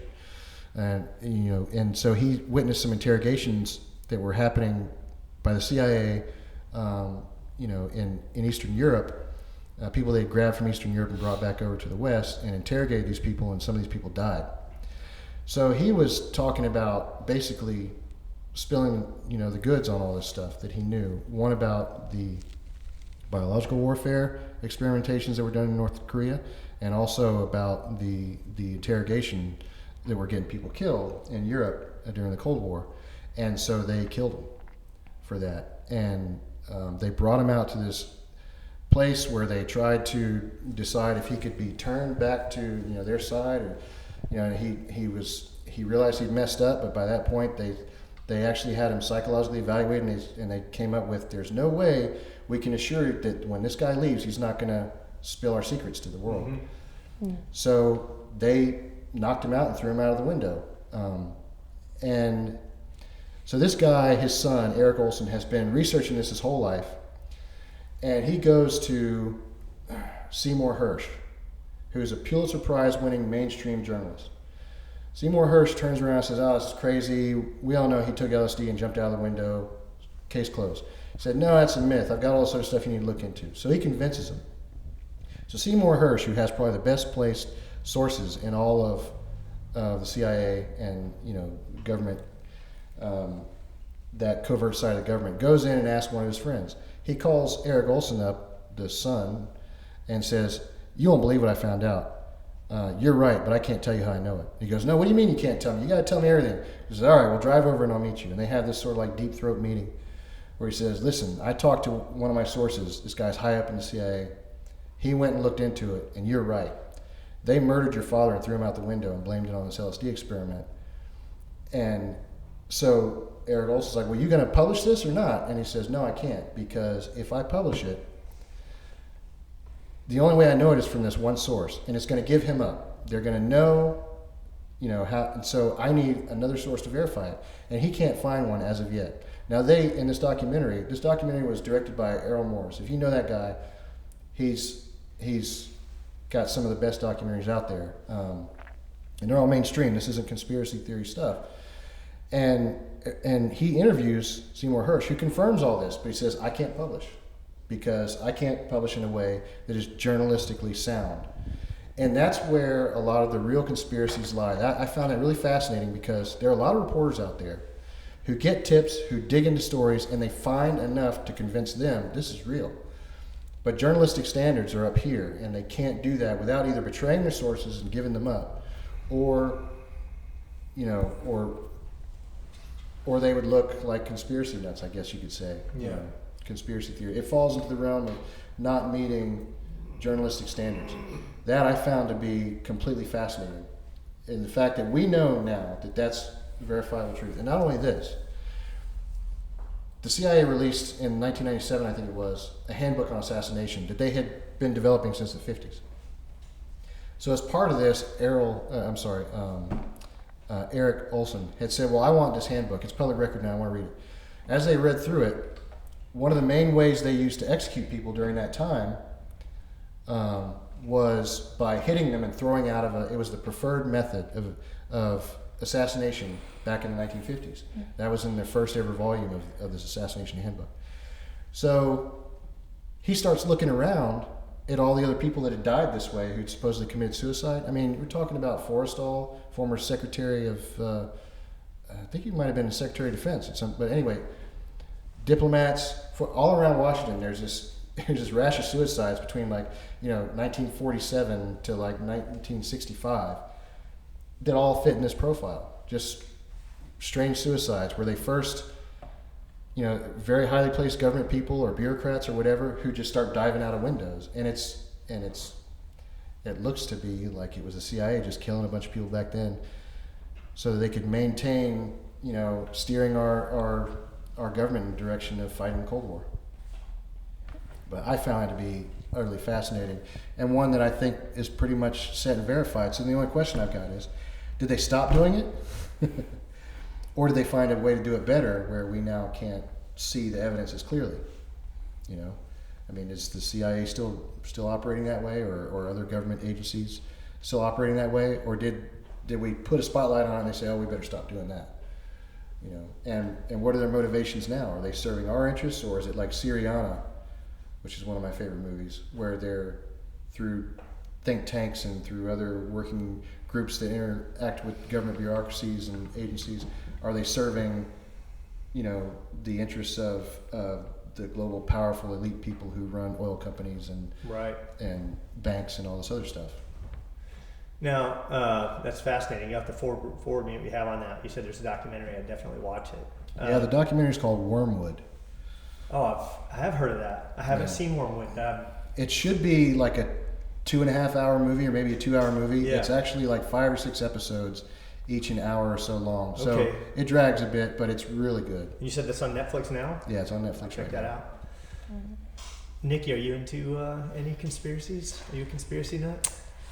Not really. I mean, I don't know. I just don't think I really have the time to just put all the, just watch it, because if I watch something and if, I'm watching like a conspiracy, then I want to make sure I understand it, and I don't know, it's a deep hole, it's a rabbit hole. Yeah, exactly, and I don't know, I just haven't really gone into that as much, so. Fascinates me, our history, like people would devote their entire lives to a religion, right? And a religion is basically our history. That's like you're devoting your lives to what you believe is history. And I can understand that. I mean, you yourself said it's one of your favorite things, like history and political science or something. Yeah. And it is fascinating what we could, like, that is knowledge I want. I want to know, history repeats itself. Who doesn't want to know where we come from? Because that has a lot to do with why we're here, and that's the fundamental question is, why are we here? I think we're here to learn. That's why I think, I kind of agree with you. I kind of think like we're a piece of consciousness capsuled, and then we're here to learn and perfect ourselves, right? To go through experiences that, just like I think it's Bruce Lee that says you can't fashion a gem or a diamond without abrasion, something like that, but that's why we'd be here. Like he says, don't pray for a easy life, give me the strength to endure a hard life, right? So I think that's why we're here. I think we're here to learn. I think it's these experiences that shape us and make us a better, and maybe this universal consciousness is perfecting itself by creating this reality and putting us into it and making us, stronger, smarter, wiser. Another conspiracy And did you learn a little bit today as far I as did. conspiracies go? That's like I was just kind of like listening. I'm like, this is very good points they're making here. There's another one. Are you familiar with the Antarctic Treaty? Well, you're talking about the treaty about, the countries got together and said Antarctica, will be a place for research and nobody's going to claim any. Yeah. And no one can go there. Like, so people think you can just freely go to Antarctica. You Right. can't.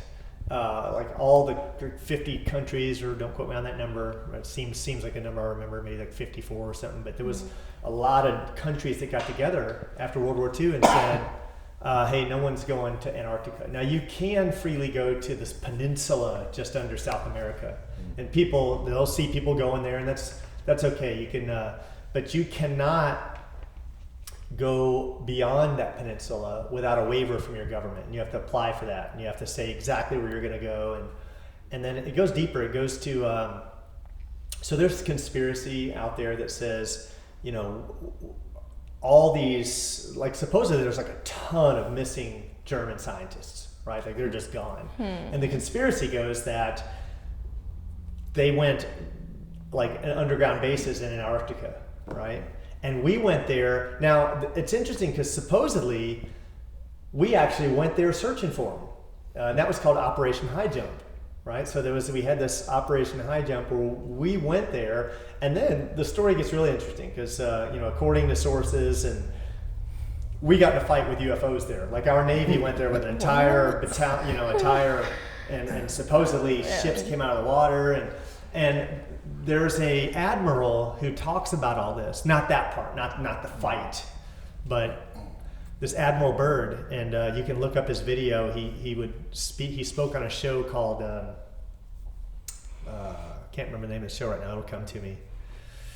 But he talks about like he would travel, like the government sent him there on expeditions of Antarctica, and he found resources just like oil and beautiful, just minerals and mineable like gold. He talks about all this. He says it's like the wealth that was there and what all he found is amazing. You got to hear him talk about it, right? It's been a while since I listened to what all he talked about was there.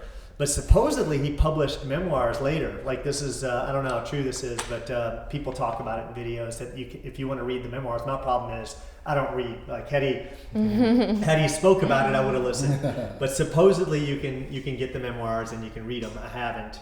I'd be curious if someone else. Okay, my mic is not good.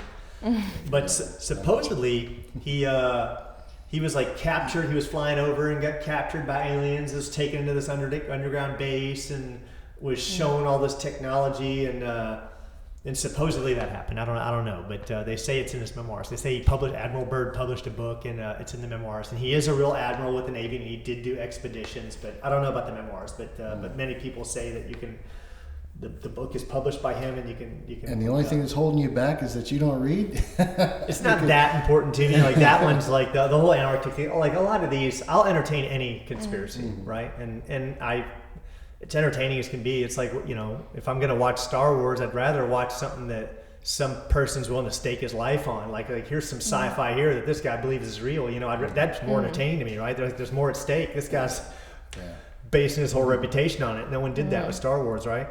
So, but it's pretty cool. Like some people believe the outline of Antarctica is actually the wall around our flat Earth, right? Like, and then like that's the prison planet. Like, and it would actually work. I mean, it's interesting if you look at. It's hard to explain, but I really have to get my thoughts about how it would work. But arguably, there are scenarios which it could work. But they think like it's interesting. Most of Antarctica is like a 200-foot wall. It's not like just you can pull up to land. It's like it's amazing when you can take a boat around it. And it's like this 200-foot sheer cliff. Wow. That's what most of it is. And you're like, that's freaking it's a fortress. You can't get there. You can't go there. It's frozen. There's like icebergs you got to fight your way to get out there, and then there's a 200-foot cliff, and then the one place you can get on, the peninsula, it's got like military that won't let you get past it. And it's like, why bother? It's like, well, it's like, why is it so well guarded? You know, why? This is really interesting. Like there's peculiarities of it that kind of, and then you listen to other people talk about it, and it is pretty interesting. And then you hear about our military and Operation High Jump, which is supposedly a real thing. Like Operation High Jump is, you know, Wikipedia, supposedly we did go there searching for German scientists missing. Supposedly they had a base underground in Antarctica, and we turned around, like the way it's written. What made us turn around? You know, like supposedly we took heavy casualties and all our planes were shot down, and like it's pretty interesting. Whether it's sci-fi or not, you know, it's fun to read about or watch. Another really interesting one I thought I'd bring up. We'll kill a few more minutes here if you're all right. If you got a few more minutes to kill. Have you ever listened to or read the Book of Enoch? No. It was one of the like books taken from the Bible, and it talks about you know, this was written I don't know how long ago, thousands of years ago, you know, but it talks about some science. Well, it talks about giants, and it talks about angels cast down and all the angels. You know, it's an interesting part about it. Just about every angel ends in L. Gabriel, Uriel, Michael, blah, blah, L, right?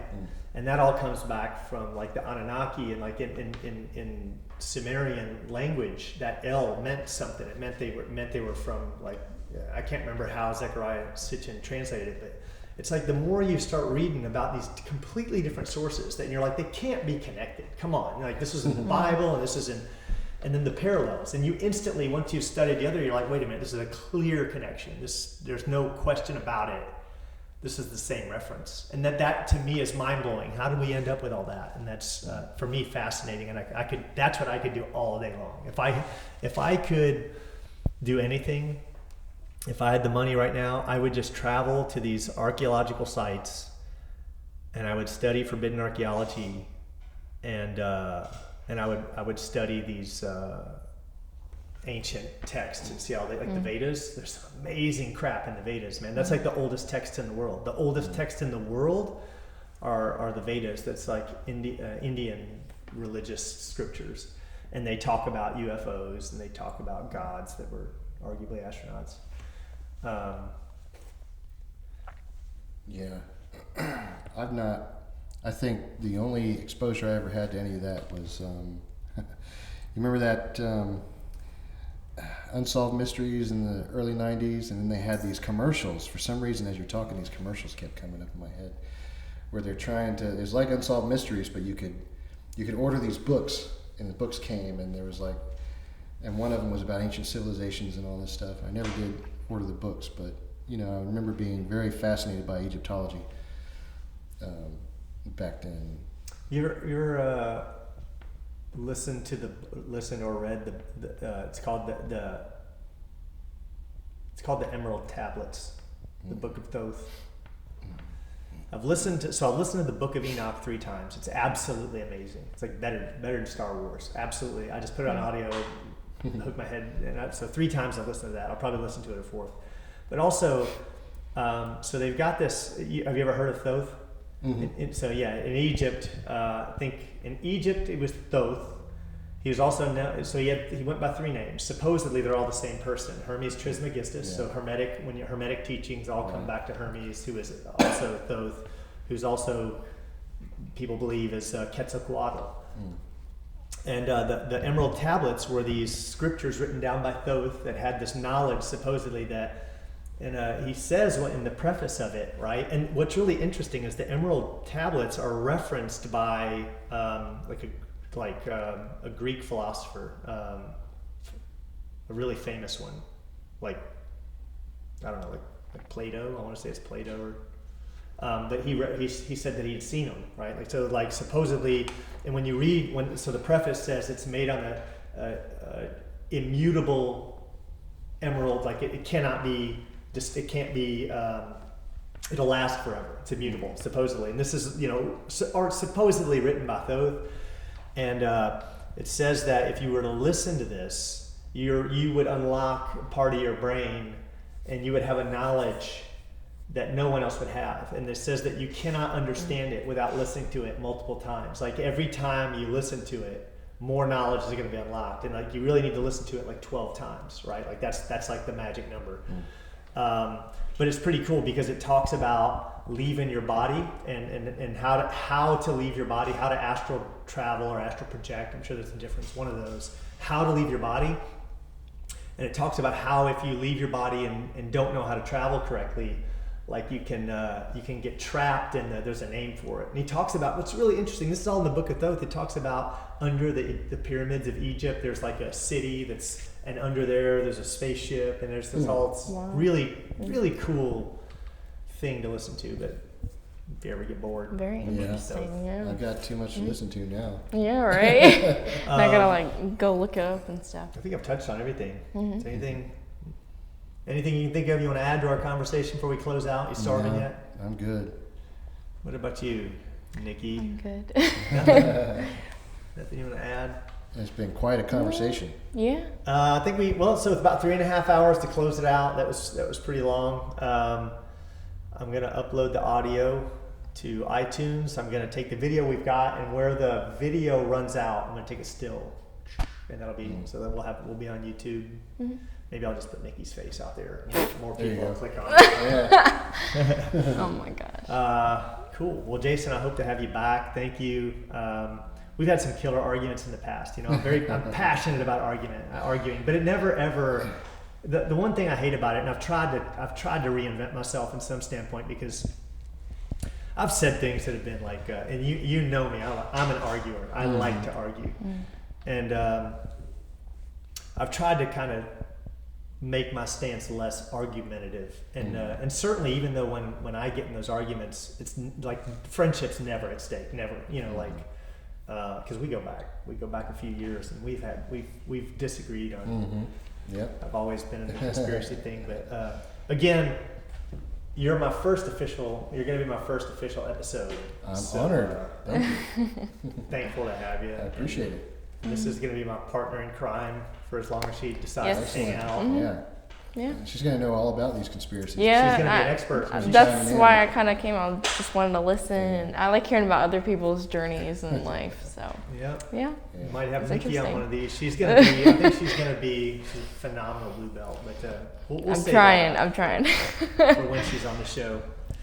Show, I like it. When you're in the hot seat. When I'm a little more experienced in this stuff. You got to be able to answer the conspiracy questions. Yeah, exactly. You got to have a light that you can like. When you ask really difficult questions. So I'm trying to get this. All right. Well, Jacksonville and anyone else that's watching, thanks for tuning in, and we're signing off. See you later. Bye. Stop.